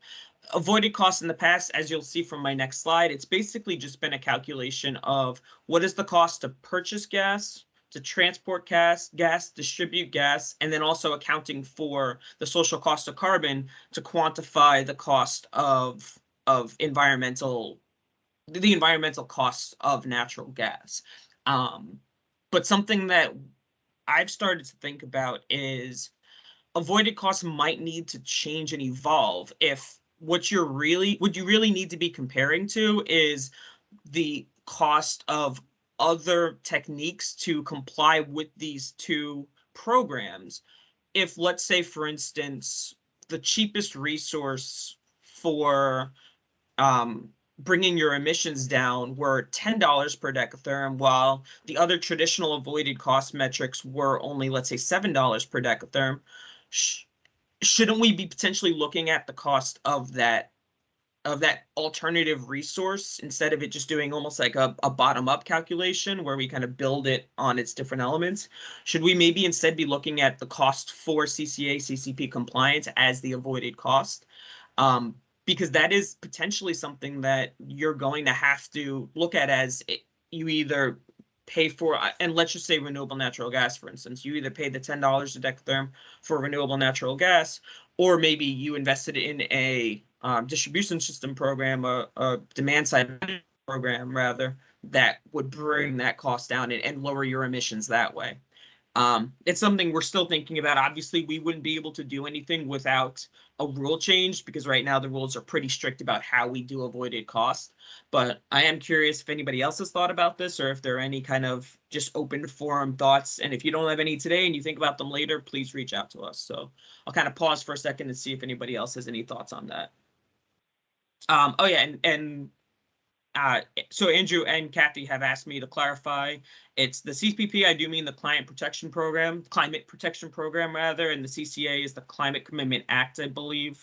It's Washington's analog to the Climate Protection Program. So with these two programs in place, it's kind of that compliance is a different element potentially versus the way we've done avoided costs in the past. I think we were pointing out that you had a C instead of a P in your acronym. Oh, no, sorry about that. That's a typo. Thank you.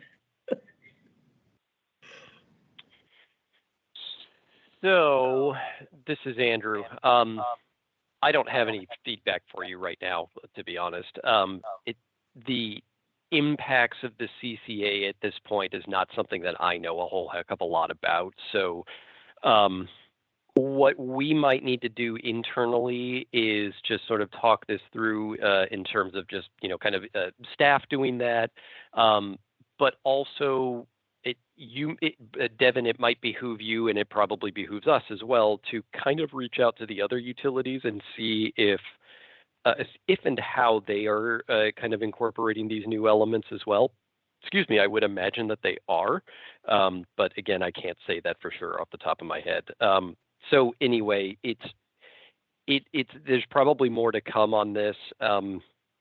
it might even be something that rises to a level of maybe we need to have a separate hour-long workshop or something like that just to sort of hash out what the real impacts to the avoided costs might be. I don't know. I'm just thinking off the top of my head here. So Thank you, Andrew.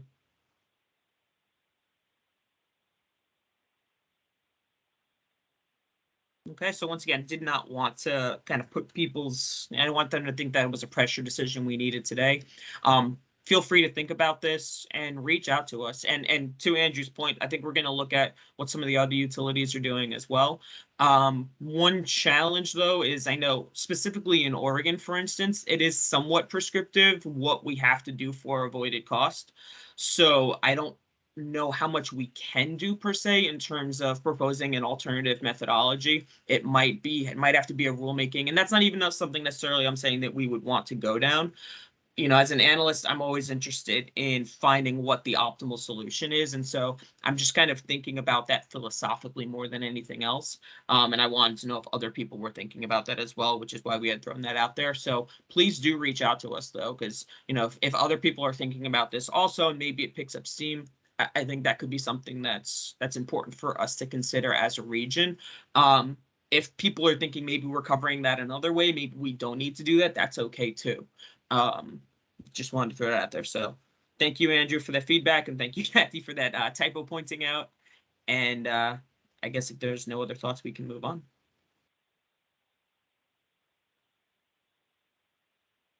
So this is basically so everybody knows how we currently calculate our avoided cost.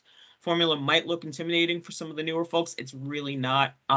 Basically, all this says is that the nominal avoided cost, which we calculate both a nominal and a real avoided cost, that shows how to adjust it to the real avoided cost. But the nominal avoided cost, to calculate that, you look at your incremental fixed transportation cost. That would really only come into play if we had a pipeline-based solution towards solving any shortfalls, which we haven't had in a while, frankly. But if there were, let's say we needed to contract additional capacity on a Northwest pipe or something like that, that cost would be potentially avoidable with demand-side management programs. Our current variable transportation costs, if we can avoid flowing 1 therm of gas on the pipes by doing a demand-side management program, that's an avoided cost. Incremental fixed storage costs, kind of the same thing. If we were to, let's say, build on-site storage at one of our city gates to solve a shortfall, for instance, that would theoretically be an avoidable cost. Same with the variable storage costs associated with that. The commodity cost is probably the biggest portion of the avoided cost, and that's simply the cost of gas weighted among the basins from which we purchase from. The cost for carbon compliance, the C compliance, that's going to be the social cost of carbon for both states. In the past, we had used different things for that, but that's pretty much become codified at this point, and that's something we're comfortable using as well. The environmental adder we already talked about, that's that 10% from the Northwest Power Conservation Council. The distribution system costs we talked about, and that's the only element here that is done at an hourly level, and so it kind of needs to be enhanced based on our peak hour. So it's not just a peak day calculation, which the rest of these are, because distribution system planning is done at the hourly level. So we'll go into a lot more detail on that during the TAG meeting. I think it's TAG 3, where we talk about avoided costs. But basically, it's just good to know that whatever the distribution system costs that we calculate are, need to be modified or enhanced based on that hourly level. And then finally, the risk premium, we talked a little bit about that earlier also. It's just basically trying to quantify that uncertainty of the cost of gas versus the certainty of conservation programs. So that's it for the avoid cost formula. Are there any questions about that? Devin, I might have missed this, or I'm just kind of not thinking about it, but is the hourly modifier new here, or has that been in the formula in the past? It's not. Remember. So in the 2020 okay. IRP, I think was the first time we introduced it. And we feel pretty good about the methodology we use, but we'll definitely do a refresher on how we incorporate all these elements and how we calculate all these elements. But yeah, if you want to look through the 2020 IRP, there should be information about that in there. Got it. Thanks. You're welcome.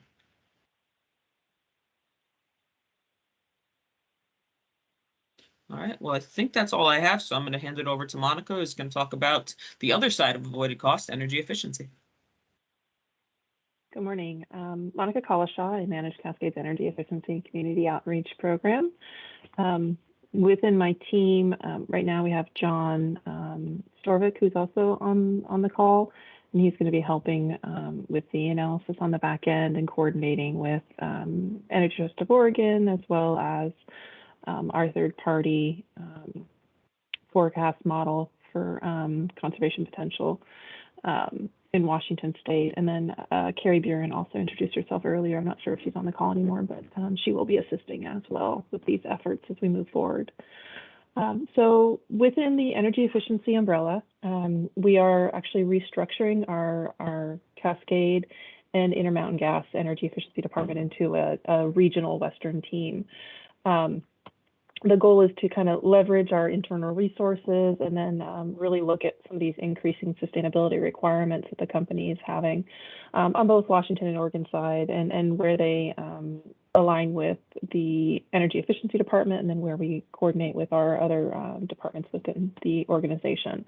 So again, looking to leverage and improve our towards our goals and achieving those goals. I'll break this out into the two different states.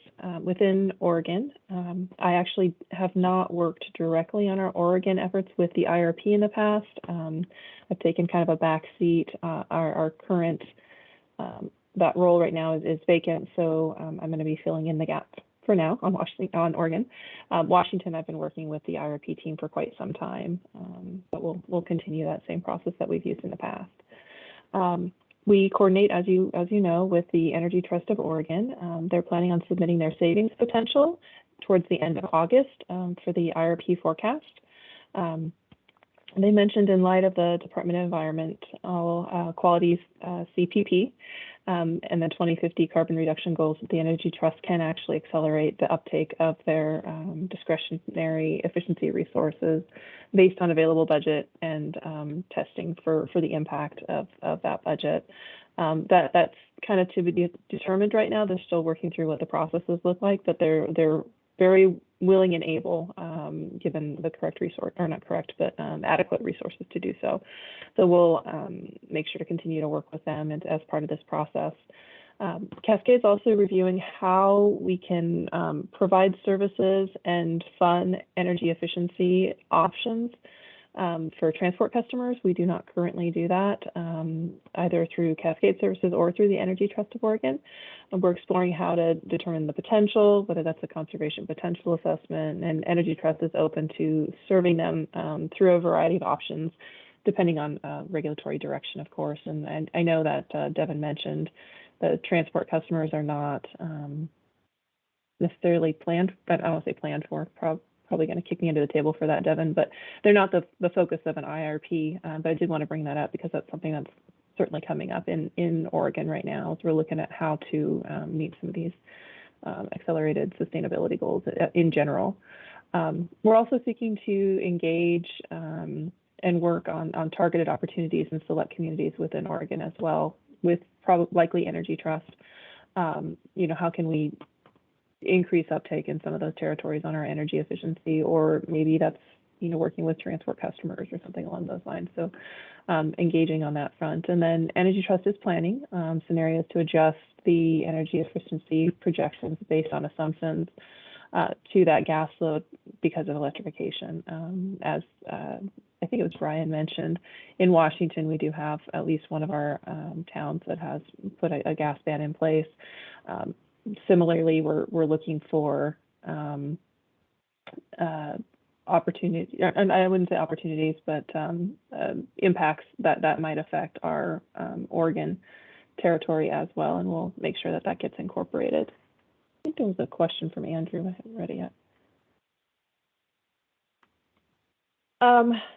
So it's mostly communities in general. Andrew, Bend came up because there was an opportunity to serve a transport customer. There's a question about how we could serve one of the transport customers there. They're looking for some deep energy efficiency options. Again, right now we can't serve them with that. Neither can the Energy Trust, because they don't have they don't have the funding, they don't have access to usage data, that kind of thing for that transport customer basis. So really some targeted customers specifically who want access to energy efficiency through the utilities and don't currently have them. So that, I don't know if that really answers your question, but that's what we're looking for.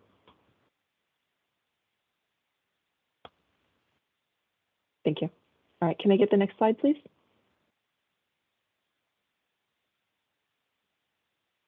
All right, so this is our Washington demand-side management slide, obviously.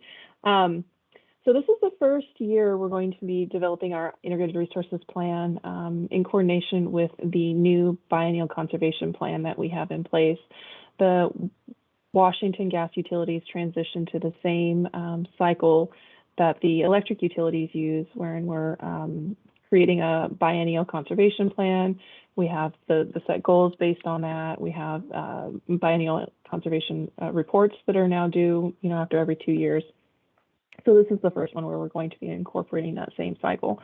Not that we haven't had goals in the past, not that we haven't done our planning in the past, but this is more of a regimented format. And within that biennial conservation plan, there's a set criteria for conditions that we need to meet. So part of those conditions is keeping our conservation advisory group conformed of the gas price forecast and the resource cost assumptions that are occurring as part of this integrated resources plan.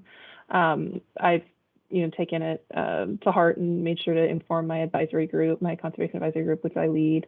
We'll make sure to continue to coordinate with Brian so that we do get that notification out. I know a lot of the partners from our advisory group actually are informed of the tag information anyway, but we will continue to do that. There's also a focus on public engagement. I know we've already talked about that here for the technical advisory group. For my conservation advisory group as well, we have a requirement to increase that public engagement, making sure that we're transparent, of course, in everything that we're doing, but also that we're actively recruiting feedback from the public. And so we've increased our online messaging. We do have the recordings of our conservation advisory group meetings now posted online, as I think Brian mentioned will be for the technical advisory group meetings here. Just really trying to get more feedback from the public as a whole. So we will be doing that in parallel with the technical advisory group here. We also have increased evaluation, measurement, and verification requirements, including third-party review. So that's an ongoing process throughout the biennial conservation plan cycle. So that's something that we're going to be digging into a little more deeply. And then we have our current conservation potential assessment in 2021. The next CPA we're going to be doing in 2022. We now are on a 2-year cycle for a new conservation potential assessment. So that fitting that into the cycle and making sure that we have the correct avoided costs incorporated into the CPA and how that looks, working on that right now as well, just understanding how the cadence is going to operate and working with the commission staff as well to incorporate it appropriately, and then as we set that precedent so that we continue down the road in the future. And then, as has already been mentioned, the Washington State Code change and local electrification through natural gas bans affects our potential identified through LoadMap. LoadMap is the software we use within Washington to look at that conservation potential assessment. We have spoken with the vendor who developed LoadMap. It currently does not identify specific territory-specific potential. To give you an example, in Bellingham, there's now a ban against new construction, natural gas use in new construction for commercial buildings and multifamily. Currently, LoadMap is not able to pull the potential that has been identified for that sector out and say, okay, well, this is no longer available for savings potential because these customers are no longer going to be gas. We've spoken with Applied Energy Group, and they're giving us some insights, and they're going to help us look at how to decrement the savings potential from situations like Bellingham that have natural gas bans in place or are looking to in the future. So obviously we wouldn't decrement until we know that they actually are in place, if they're in place. But it does give us those insights so that we make sure to keep the potential accurate into the future as far as we can. And of course we work with our conservation advisory group on that. So excuse me 1 second.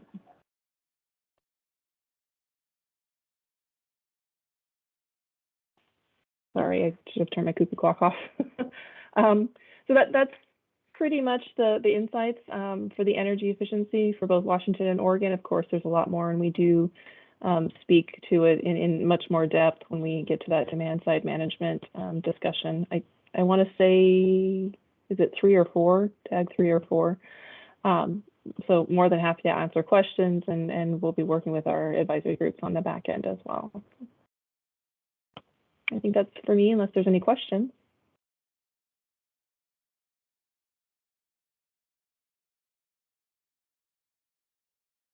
All right, thank you. Okay, I will keep moving along here. Abby Krebsbach again. Excuse me, our environmental director. Just wanted to talk a little bit about our decarbonization planning that we use in the IRP planning process. So two rules that we are definitely using in the decarbonization planning, and Devin already touched on these, the CPP and the CCA. The Oregon Climate Protection Program requires natural gas suppliers to reduce emissions from this year, applying a baseline of recent years, and then 90% reduction by 2050. So we are going to be looking at all the different ways in which we can comply there. Off to the right there, we can use RNG and demand side management programs, energy efficiency and conservation programs we've talked about. But in Oregon, it caps the emissions, and then it steadily declines, has kind of a little bit steeper decline at first, and then it moves on to 2050 with a 90% reduction. And there's a question out there. I can't tell who has that. Thanks, Abby. It's Kara Saylor from the Green Energy Institute. Can you hear me? Yes, I can. Okay, great.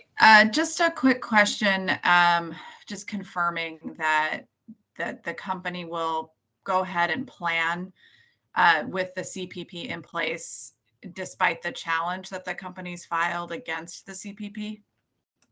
Yes, the rule is in place, and we will, we've already been complying. Their registration requirements, and we've submitted those, and we are looking at RNG types of projects to comply, and like I said, energy efficiency, a lot of what Monica just shared.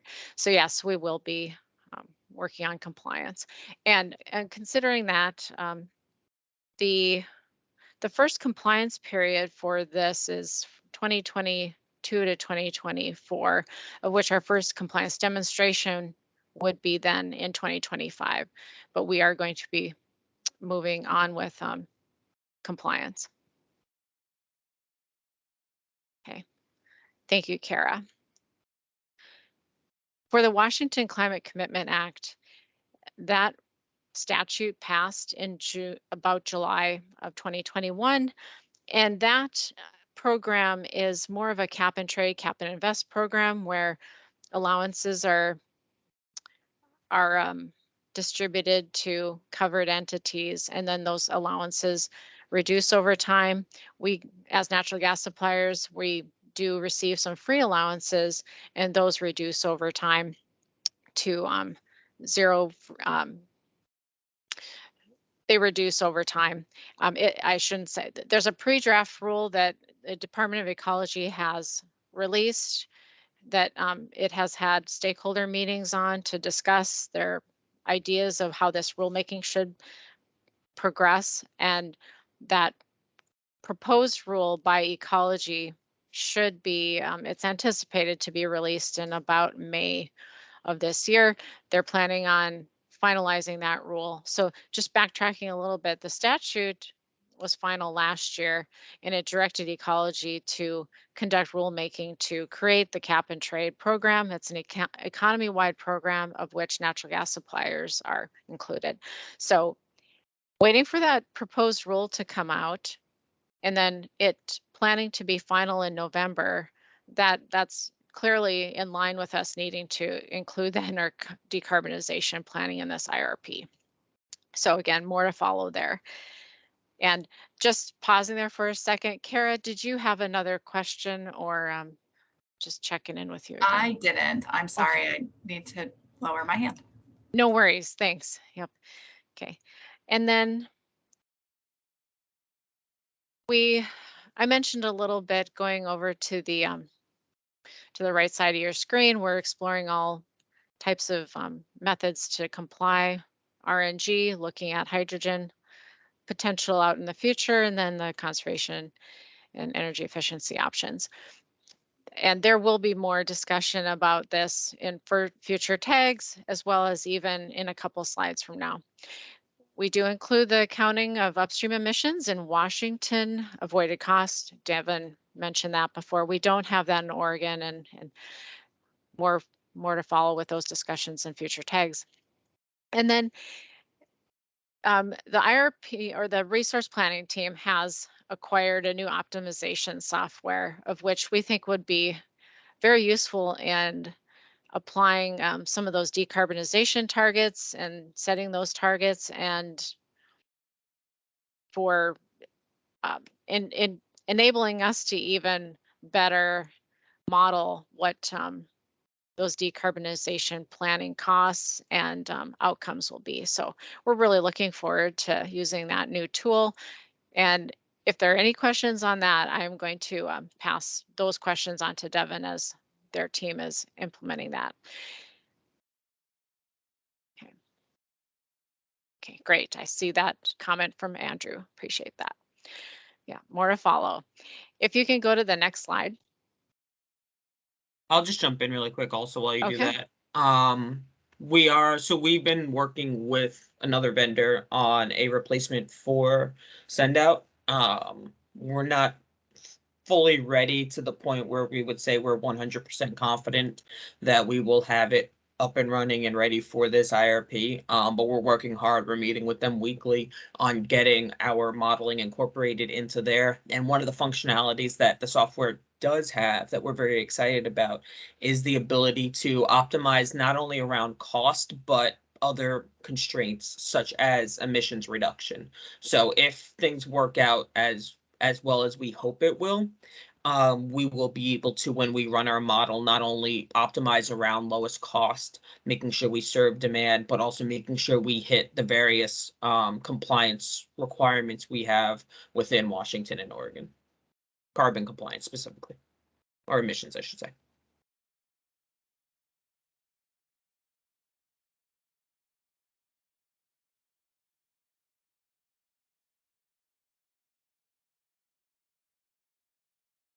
Abby, I think you're muted, by the way.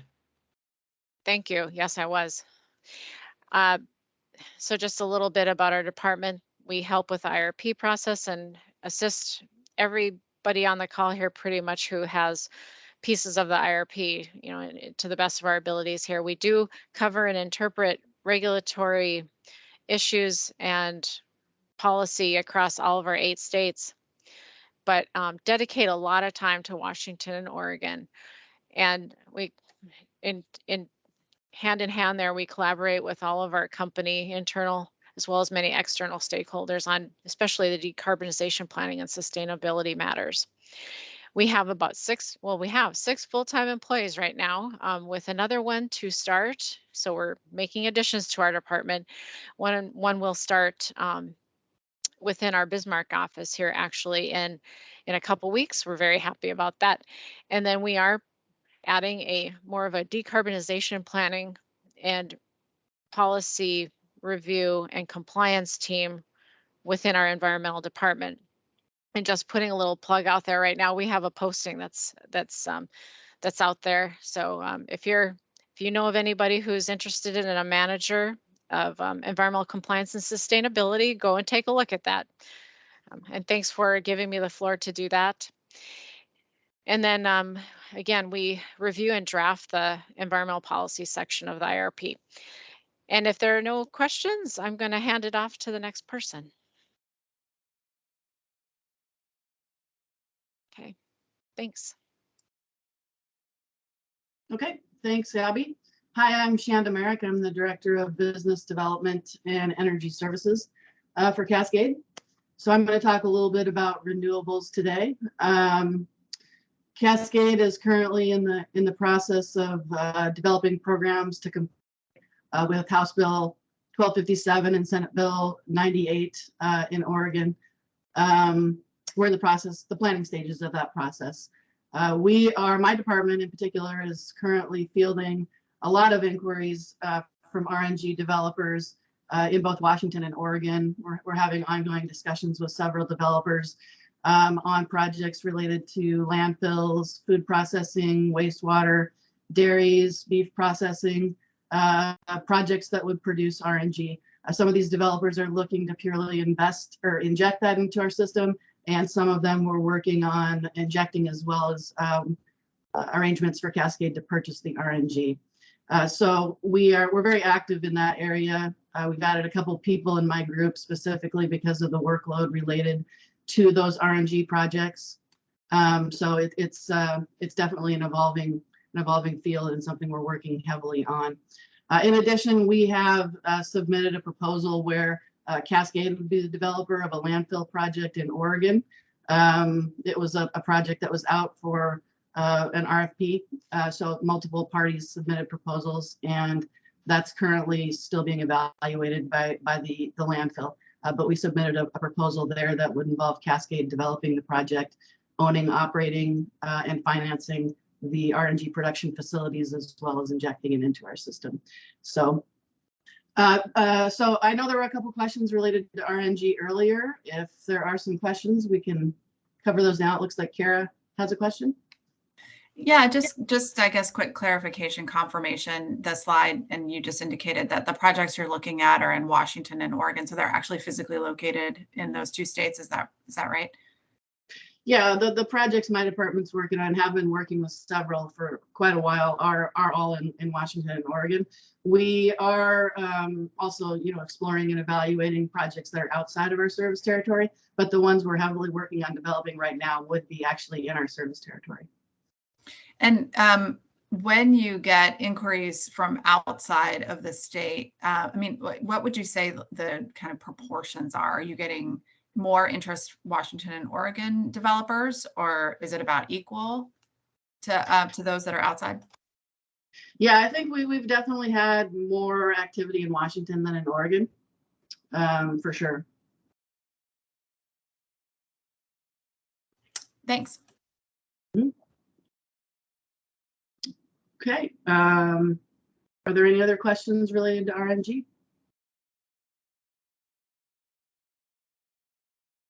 Okay, well then I think that's all for me, and I'll hand it off to the next person.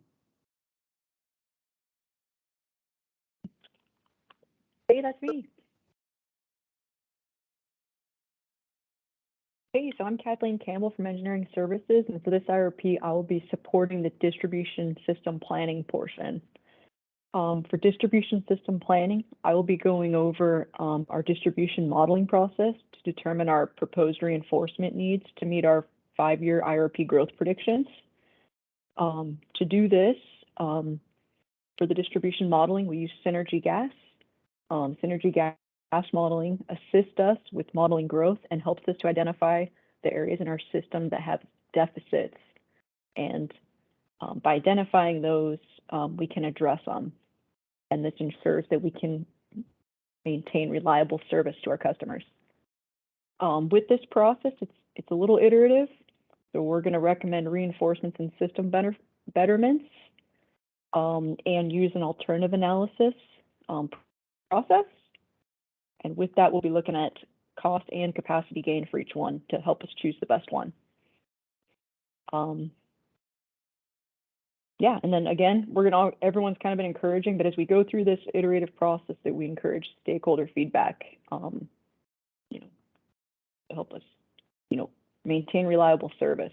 So I look forward to it, and I'll be handing you off to Devin.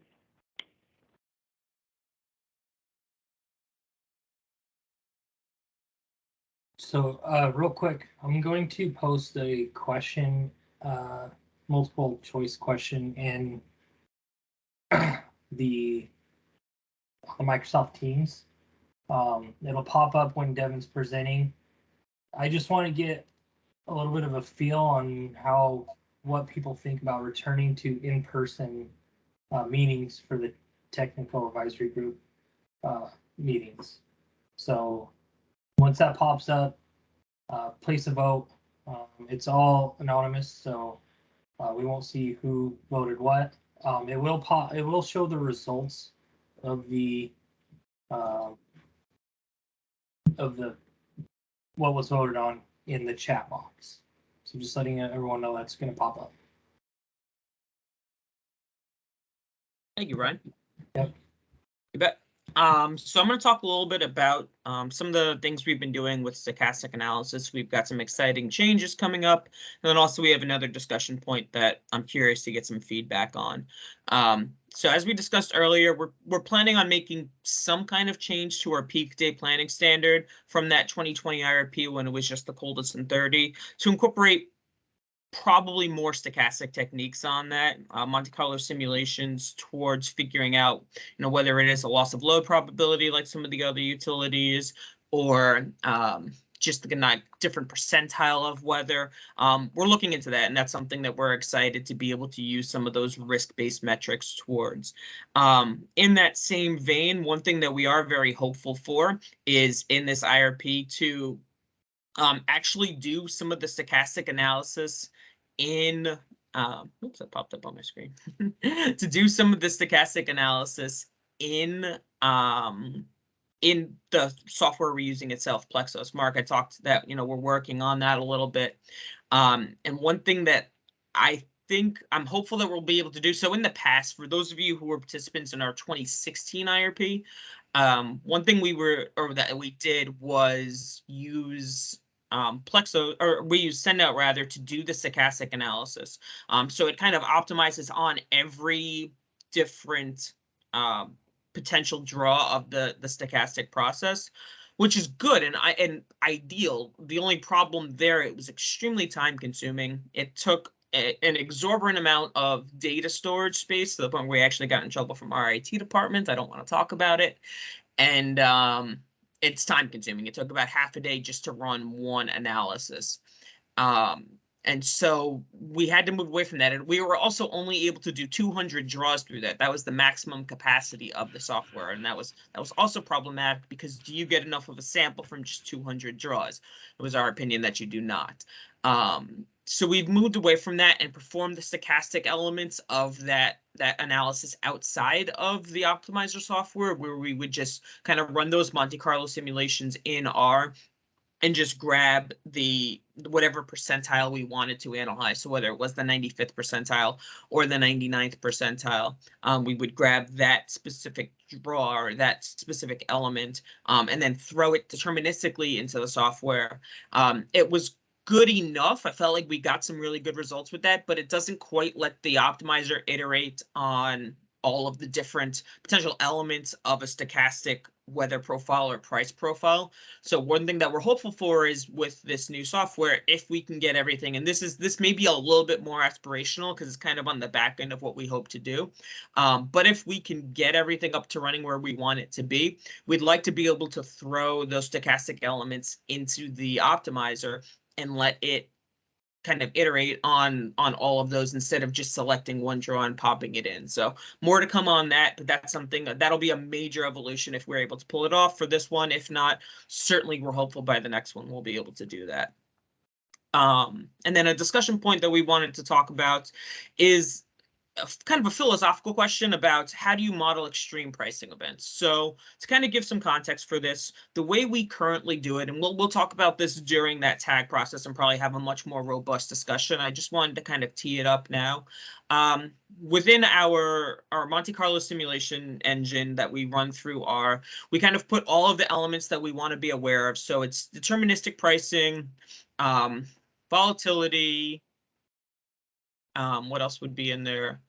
Correlations between the basins, and we kind of have it run and produce 10,000 different pricing profiles, and that's pricing profiles based on what prices could be, and then it kind of stochastically selects through randomness, essentially kind of controlled randomness, what would the pricing be for the next month, or what would the returns be for the next month, so on and so forth, and it just continues to generate pricing profiles based on the prior month's results along with the volatility that you put into it, once again correlating between the basins. Now, over 10,000 draws, what's inevitably going to happen is you're going to get a couple of draws with some really crazy pricing.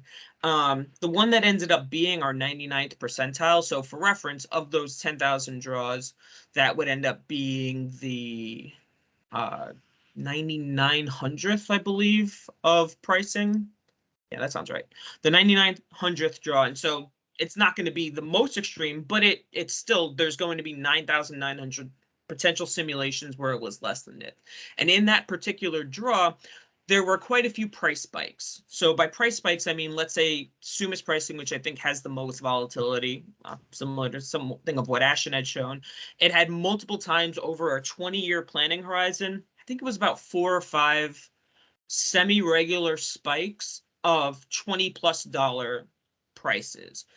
It would soon regress back down, but for a couple of months, the simulator engine would show prices at around $20.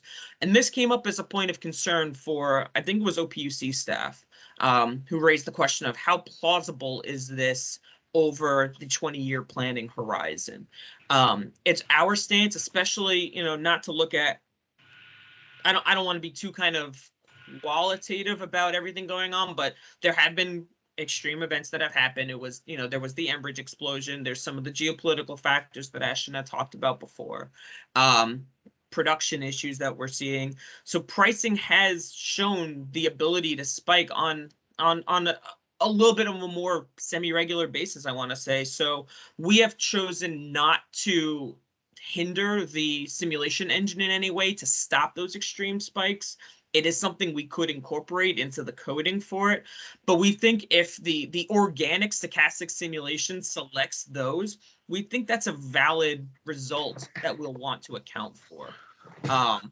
So kind of with all of that talking, we'll kind of throw it up to the group and maybe ask if anybody has any thoughts now or maybe later, kind of tee it up when we talk about that.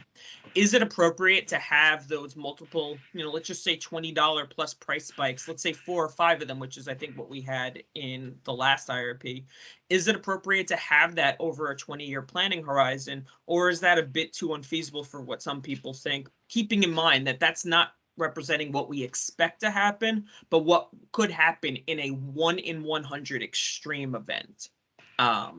That's kind of what I wanted to throw out there. If anybody has any thoughts now, I'd be happy to hear it. If not, definitely think about it, and happy to continue the discussion.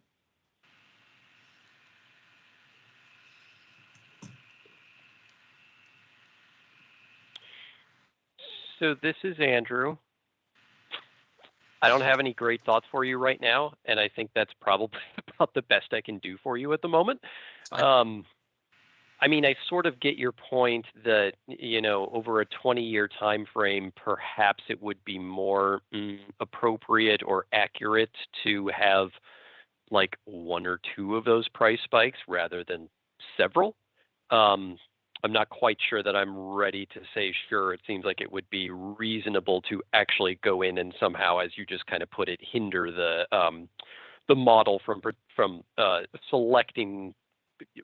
Selecting might not be a bad term, but for projecting more than a couple of those. And I'm not exactly sure how you do that anyway. But yeah, I think that's mostly just kind of a way of like saying, I don't have great feedback for you now, but I take it as a point of concern there. So. Excellent. Thank you, Andrew.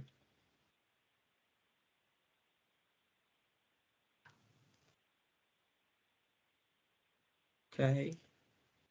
So if there's no other feedback, we can kind of keep that as a thing for people to think about, because I think And once again, I want to emphasize that what we're talking about is supposed to be an extreme pricing event. So we're not just saying we are in our base case deterministic modeling saying there's going to be 5 major price events.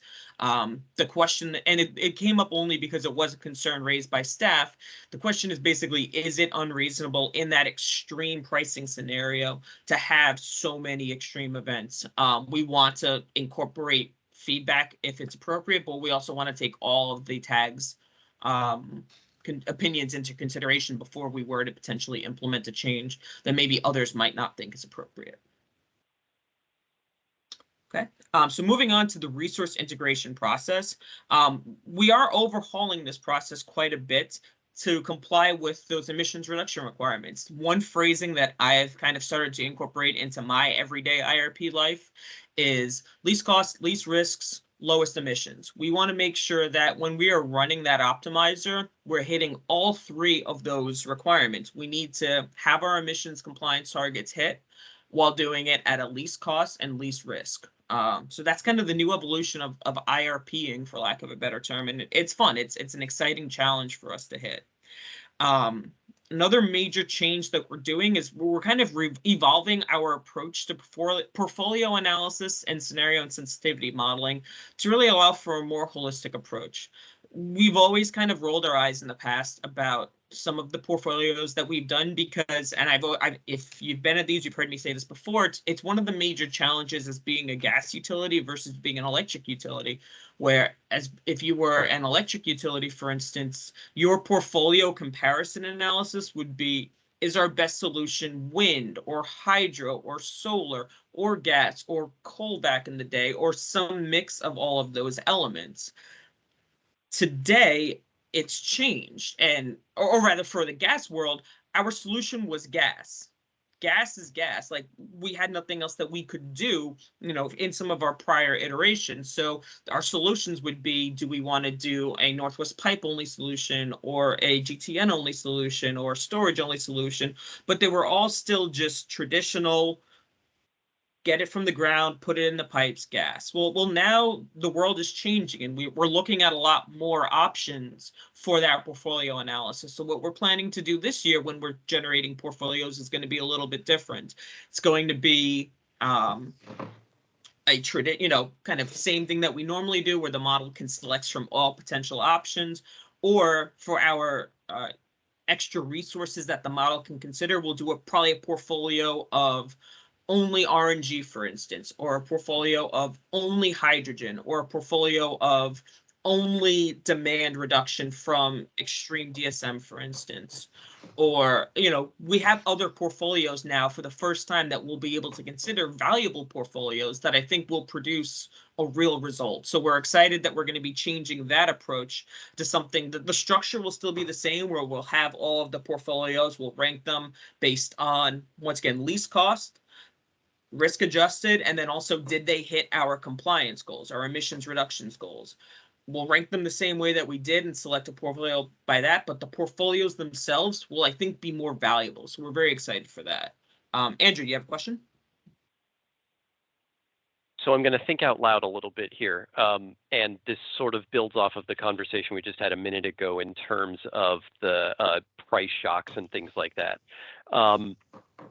I guess when I hear you say, Brian, that you could incorporate a portfolio option that, say, for instance, only includes RNG or only hydrogen or something like that.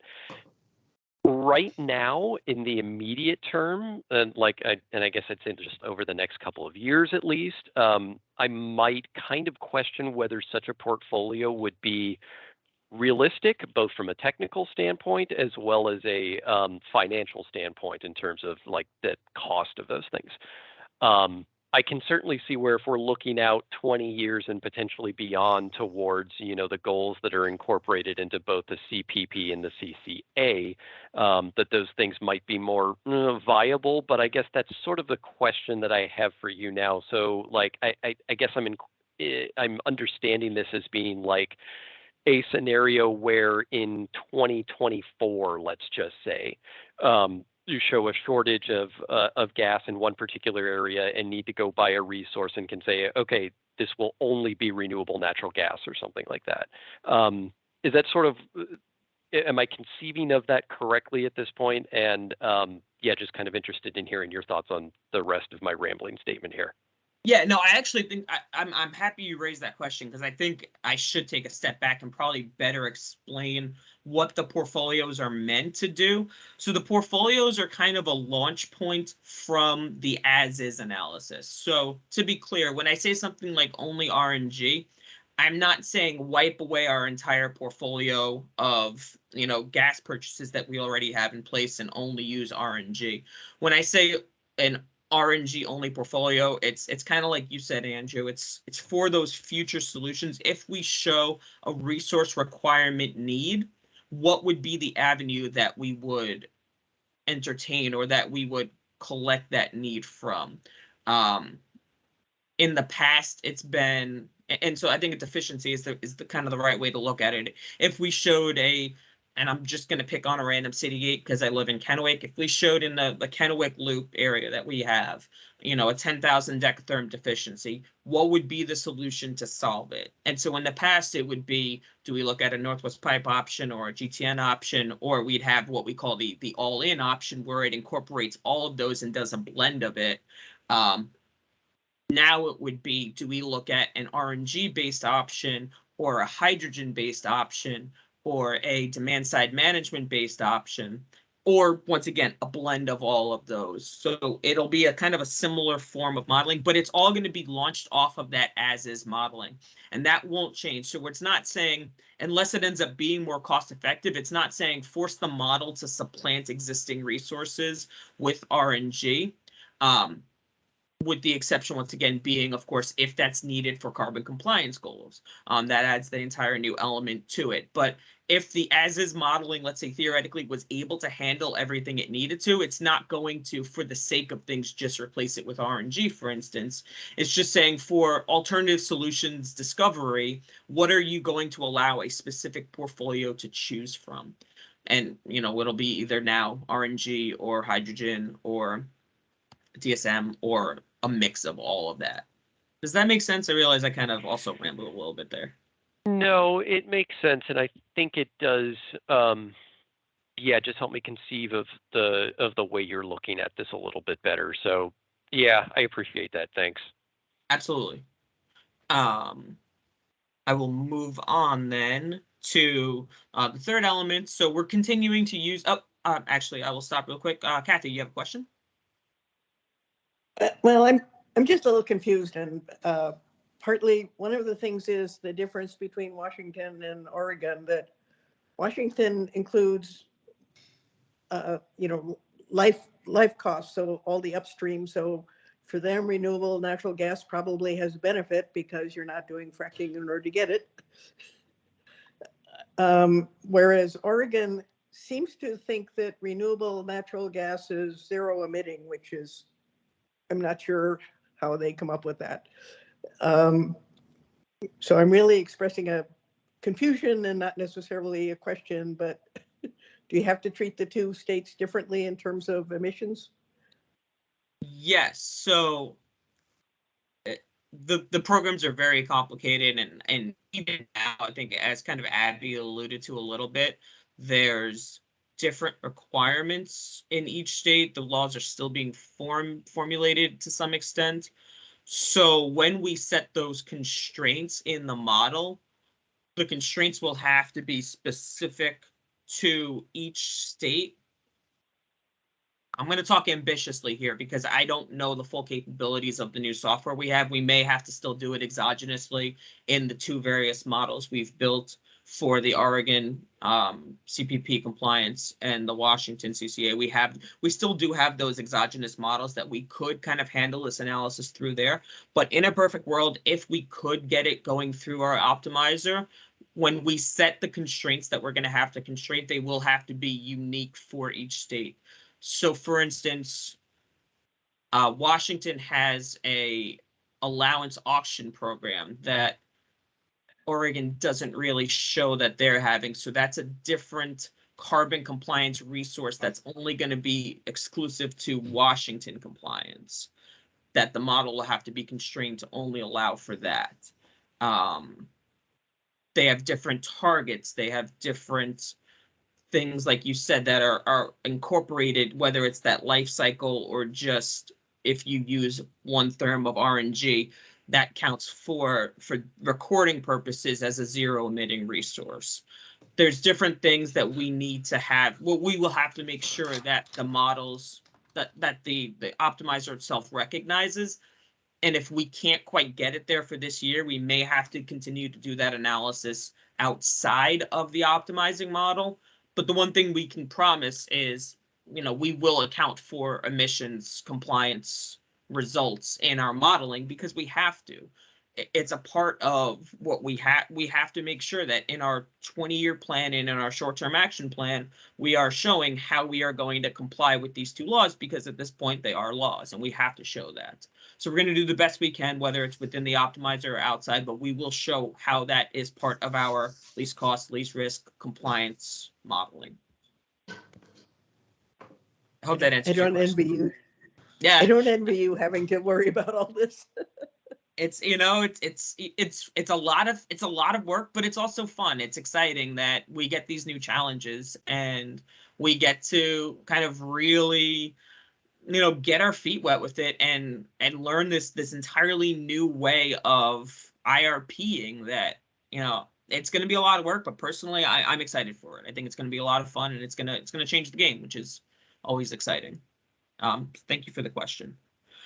So moving on. I like that attitude. Thank you. So moving on, one thing that we will be keeping the same is the major risk metric we will be using is value at risk analysis, which I've already had to promise Brian I will not spend 4 hours talking about, so I won't. But basically, that's how you can say that the highest exposure that you're going to have within X amount of time with Y% certainty is Z. That's the basic formula for value at risk. It's how long, for what time period, with what is your degree of certainty. So what percentile are you using? What's the highest, whether it's dollar amount, emissions amount, whatever it is, what's the highest amount that you're looking at? So we're going to continue to use that for the risk portion, making sure that any portfolio that passes deterministic analysis also stays within tolerable risk levels when we do that VAR analysis. And finally, we're going to detail our determination of future long-term resource needs, the analysis of those expected costs and alternatives, and the action plan to select the best resources to meet those needs. We're going to continue to do that process that some of you may be familiar with, where we do our full step, we document along the way what our results are, and ultimately we come up with a portfolio and a short-term action plan, so a 2 to 4 year action plan to meet those needs. And once again, this time those needs are not just least cost, least risk, but it's emissions compliance. Could I ask a question that kind of goes back a step to your portfolio analysis? Sure. So I guess the way I'm kind of conceptualizing it in my mind would be that you have both a short-term steps toward the long-term portfolio. So you have to kind of think about your portfolio both at the end of the 20-year period, but also the interim steps that you're taking to get there.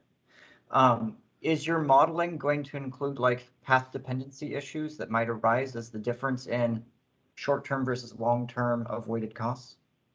Say that again. I'm sorry. I couldn't hear everything you said near the end. No, you're fine. Is your modeling going to consider the path dependency issues that kind of arise as the difference between the short-term versus long-term avoided costs? It's a good question. I can reframe it, or like if you want me to try and ask it a different way, if that helps. Please do.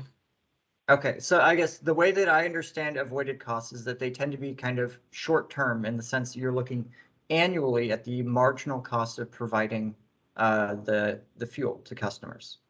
But if you were to consider avoided costs in the long run, you're going to look at fixed costs differently for the implementation of RNG, hydrogen, and these other low emission alternatives, right? Mm-hmm. And so what that then means is that in the long run, you'll have a different avoided cost way of looking at the problem than you would if you were to look at it incrementally year by year for avoided costs. And so if you look at it, how do we take this leap from the 20-year goal? It's one thing to take a big leap, and it's another to take a bunch of tiny steps. And so when you frame it as a bunch of tiny steps, you're going to end up with a very different path that you take than if you look at it as a giant leap to the 20-year goal. So when you're looking at your assessment, and again, obviously this is a long-term conversation, are you going to be taking that kind of path dependency into account? I got it now. I think where I was getting a little bit confused is the specific of, it kind of gets back to that question that I was saying before, is thinking about avoided cost philosophically, because the specifics for avoided cost right now, the way it's kind of, it's fairly codified specifically in Oregon, but it's I think everybody does similar stuff in Washington. It doesn't really account for things like RNG, hydrogen production. Instead, it kind of lumps those into a catch-all of carbon compliance goals. So the way the avoided cost works right now, and I think it might almost be kind of leaning into some of what Monica and her team does, but from just a pure avoided cost perspective, is it just calculates the dollar figure every year over the 45-year planning horizon, not necessarily accounting for things like the cost of potentially startup investment in, a robust RNG program that may have those significant benefits down the line, even though short term they may not initially be there. So that's the avoided cost. I think it's probably a different way to think about things for now, because I don't think that plays in the traditional avoided costs the way it's currently calculated, but it does absolutely play in the resource integration portion, where our modeling does have, let's say, we have these emissions reduction requirements, and there may be certain costs up front. The one thing I will say is that the optimized, and if I'm not understanding your question correctly, by all means, let me know. But the way that if the optimizer software works as well as I'm hoping it will work, and as well as I believe it will work, it's a holistic analysis. So if we put in there, for instance, that our constraints are, let's just say it's a linear line going down, it's going to look at whatever resources it's given holistically, and it's going to make that decision not on a year-by-year basis, but understanding what the potential problems in the future are going to be. And so it's going to optimize on cost, trying to get the lowest cost, thinking about those future issues as well. So I think it will, I'm hopeful that it will do the holistic analysis that you seem to be talking about. Worst case scenario, even if we can't do it specifically within the software, when we are looking at that analysis in some of our exogenous programs, we are similarly looking at the holistic picture. We're not just looking at hitting 1 year's target one at a time, but we're really trying to make sure that we're looking at what are the investments that need to be made holistically to put us on the lowest cost, lowest risk path to those compliance in the future years. Does that answer your question? Yeah, great, thanks. I look forward to kind of like having more and more discussion about this in future tags. Absolutely, yeah. I think it's going to be very fruitful for us to continue to talk about this. We're all learning here. This is, I think, I really do love these tag meetings because we get different perspectives, people with different expertise. And if we start to take an approach, I think this gets back to what Brian said, is that having that conversation in the early parts of these tag meetings are so valuable, because if we're down one path and all of a sudden somebody says, well, maybe you haven't thought about it like this. If you were to do it like this, you're going to get a better result. And if we think about it, if we agree with that, it may potentially save us from going down that path. And then we do our analysis and we're able to be down a better path. That's what makes these meetings so valuable. So thank you for that. And similarly, I too am looking forward to further discussion about this. So if there's no other questions, Brian, we can move on to the next slide. So this is what we're currently planning for our scenario analysis. So for those of you who have been participants in our prior tag process, you've probably seen a lot more scenarios and sensitivities. I think we did over 20 in the past one. We're going to simplify a little bit. We're planning currently to get rid of scenarios such as different carbon compliance costs. So in the past, for instance, before there was really solidification rather around what would be the cost of carbon compliance, we would run scenario and sensitivity analysis on not just social costs of carbon, but we would look at auction marketplaces, for instance. We would use that as our carbon compliance cost. We would look at federal legislation, for instance. There were bills that were going through the federal government for much lower than social cost of carbon as a potential carbon compliance cost. Since social cost of carbon is pretty much solidified, you'll see that's not even really a toggle switch on here because we're pretty sure that's going to be the cost of carbon compliance. So that's an example of something we may have solidified.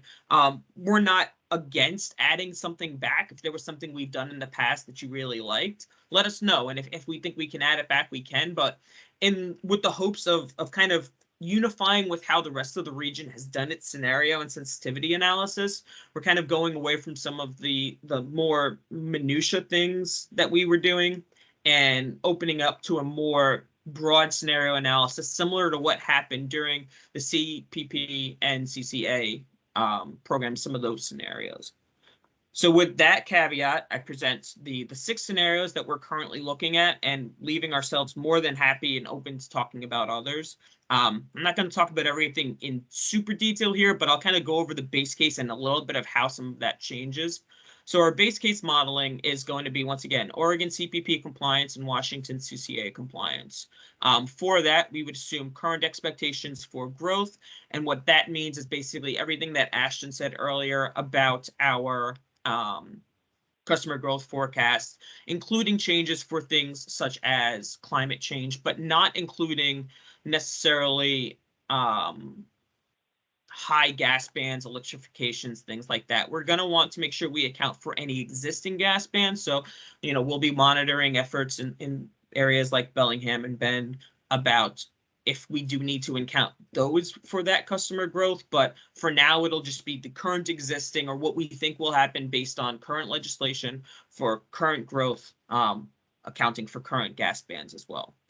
Our energy efficiency will be based on the same CPA program that we've currently used. So Monica and her team, along with the ETO projections for Oregon, that will be our energy efficiency expectations. Our renewable natural gas portfolio will be based on expected availability. We'll talk a lot more about that as we get further into it, but that comes out of a lot of the studies that we've seen about what we think will be out there. And ideally what we would do is put what we expect to be available at price points that we expect to have them to into the optimizer, and the optimizer will select what it wants, keeping in mind that same kind of holistic analysis that we discussed earlier to be able to hit those carbon emissions reduction goals at the lowest cost holistically if possible.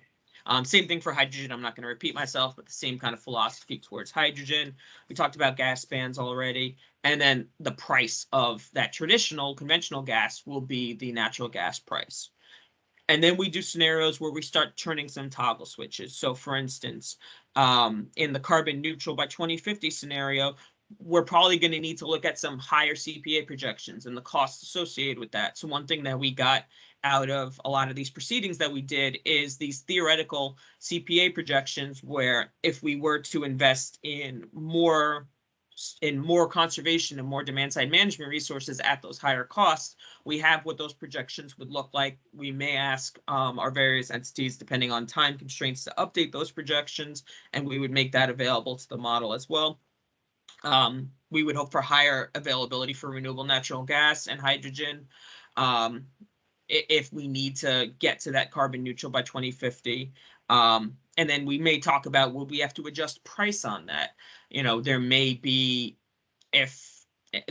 impacts.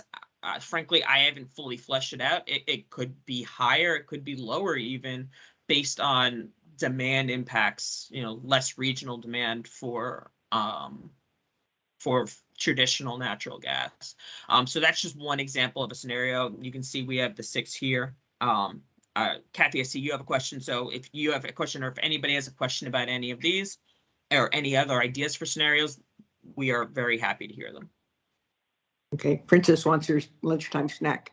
I love it.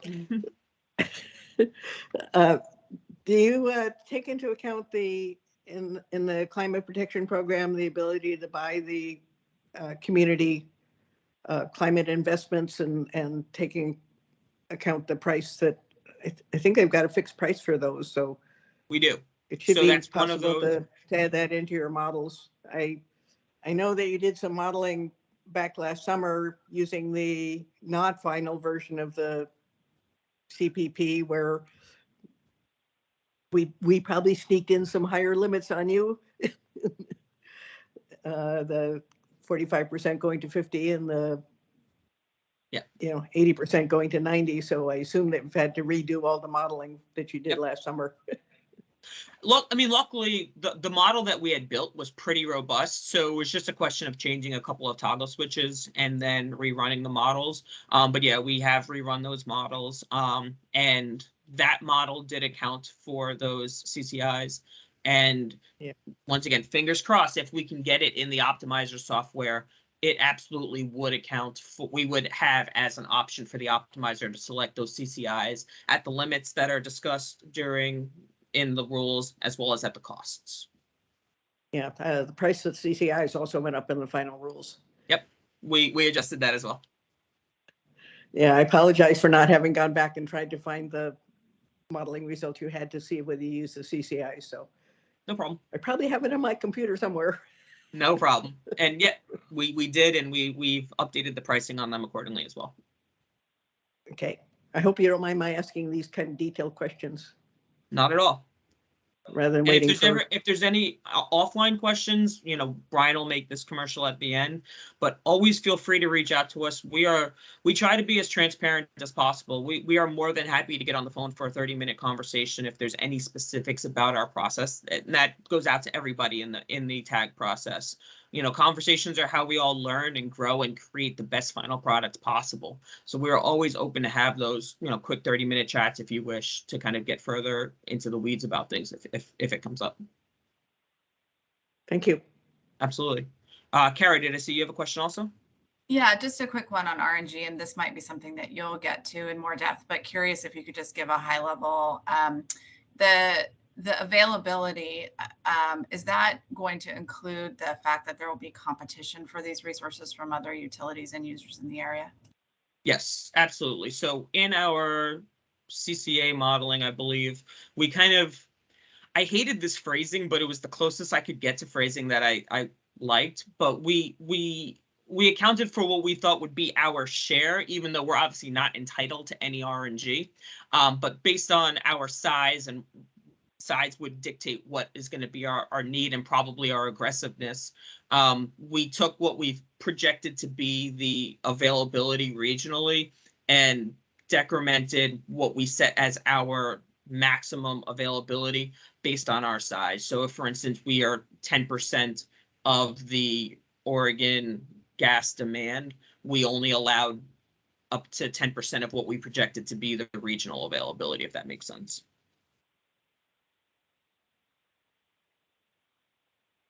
Yep, thanks. Absolutely. Good point. Thank you.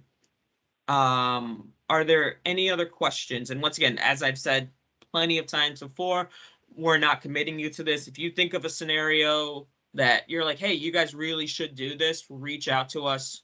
I think our IRP email, it's like our IRP@cngc.com. Our contact information is here. Reach out to us. We're happy to analyze, and if we have the time, bandwidth, and if it's something that we think will enrich our final product, we will absolutely include it in. Kathy, did you have another question, or is that from before? Okay, perfect. If there's no other questions, I think we can move on. I think we're getting close to the end. Try to get everybody out for lunch. Brian, I will hand it back to you. Yeah, thank you. Thanks for going through your different aspects of the IRP. Thanks, stakeholders, for all your questions. I'm going to run through the schedule real quick. Here's the Washington schedule. We file it before the Oregon one, so I'm going to go through it first. We have tag 1, which was today.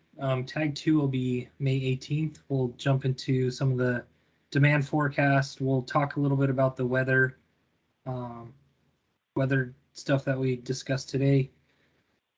Tag 3, we'll have distribution system planning, alternative resources, price forecasts, avoided costs, current supply resources, transport issues. That'll be at the end of June. We'll talk carbon impacts, energy efficiency, biogas, and then we'll show some preliminary resource results in August. And then at the last tag meeting, we'll provide the final results and the action plan. And that'll be at the end of September. We'll file the draft in November, and we'll ask for comments to be due back from stakeholders mid-January. We'll hold a 6th tag meeting if needed. So if there's some comments that come from stakeholders after the draft that require a workshop or an additional tag, we'll set that up. And then we'll file the final IRP on February 24th. And then in Oregon, we had a little bit of a schedule change. So here's the original schedule. This next one, we moved tag 3. We moved tag 3 back forward a day. So instead of on Wednesday, it'll be Thursday.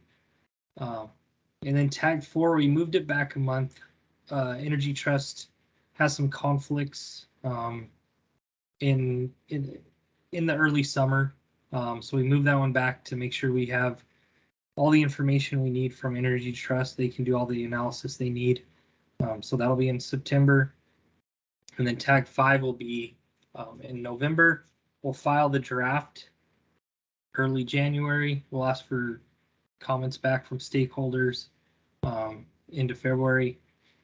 And then same thing, we'll hold a 6th tag meeting if needed in March, and then we'll file the final in April of 2023. So if you can take a look at this new Oregon schedule, please let me know if you have any issues with the dates. I will probably Wednesday or Thursday of next week. If I haven't heard back, I'll finalize it. I'll send out a new work plan and I'll update the calendar dates to reflect the new dates.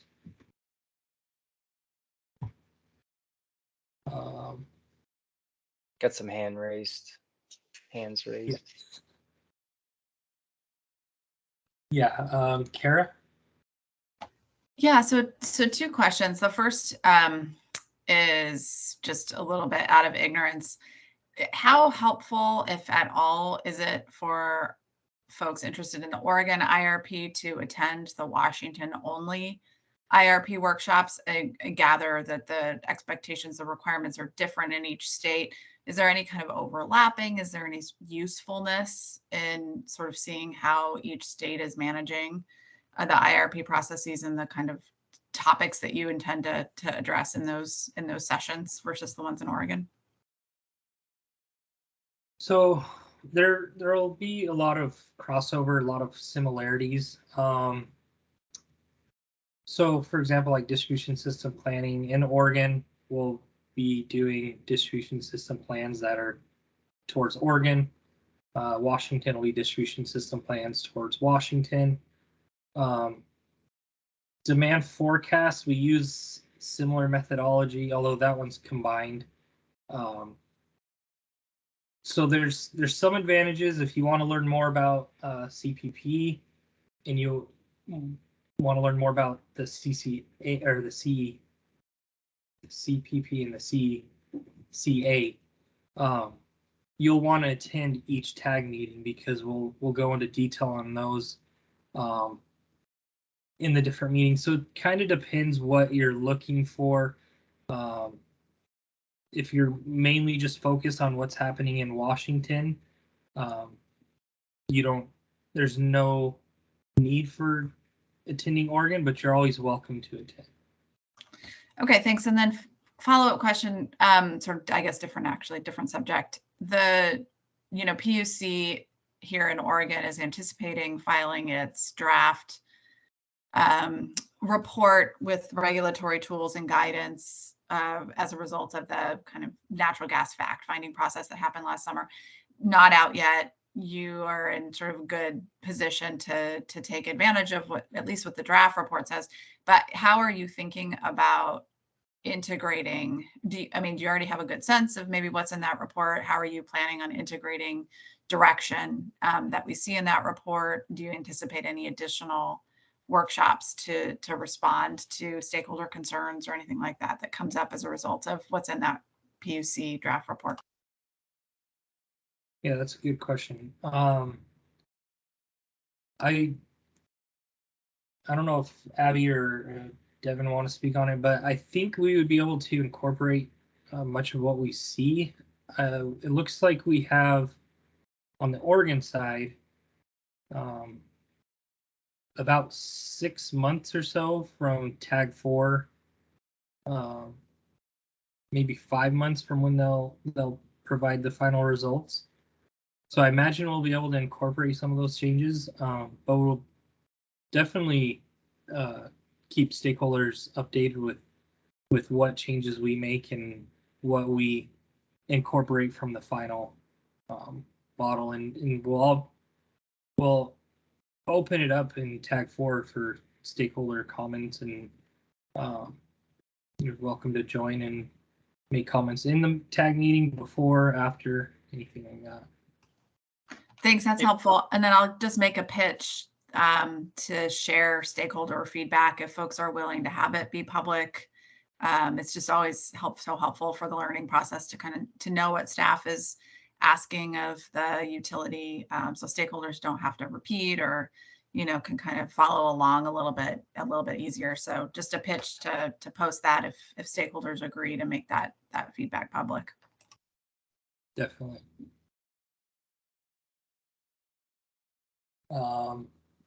Andrew? Yeah. So just kind of a quick question out of curiosity, I think. So unless I'm misremembering things, I think this is the first time that we've had even the first couple of tag meetings be joint between Washington and Oregon. And I'm just sort of curious why Cascade is choosing to do that now, if it's just sort of a function of, well, our timelines are finally coinciding more or less.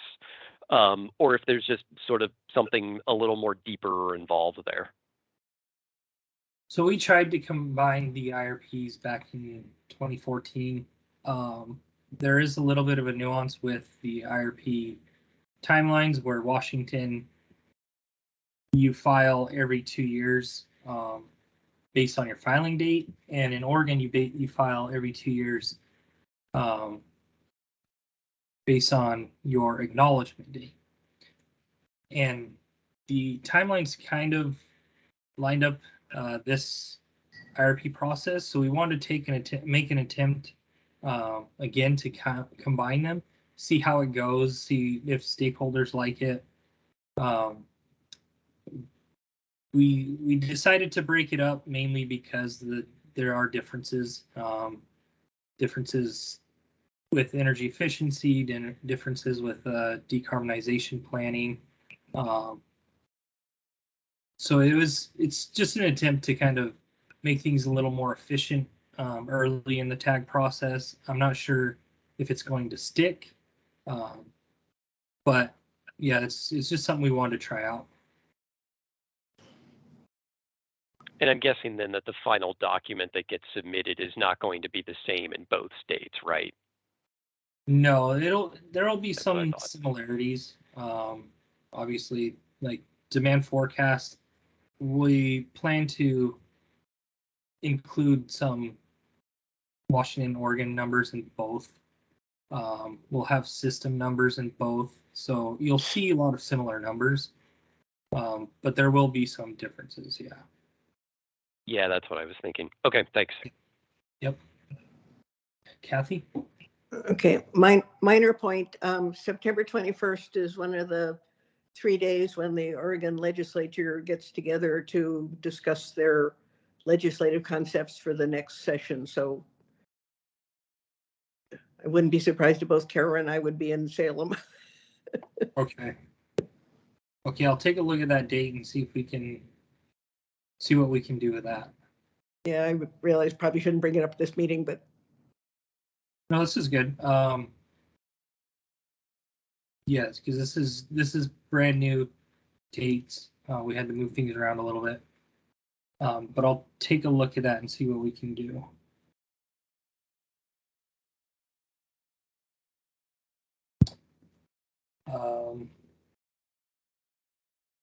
Are there any other questions?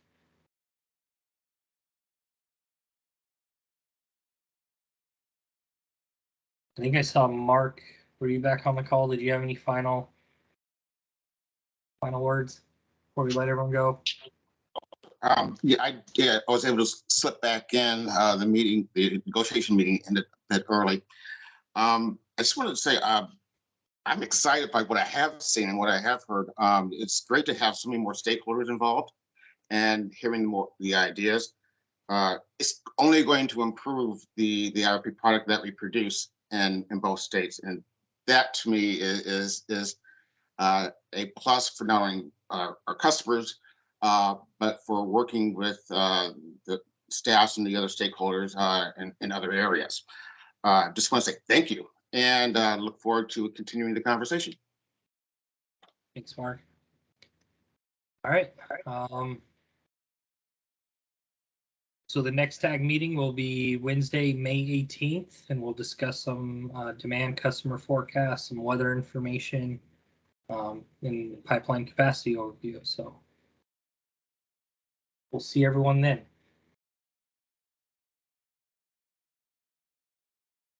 Thank you, Brian. Yeah, thank you.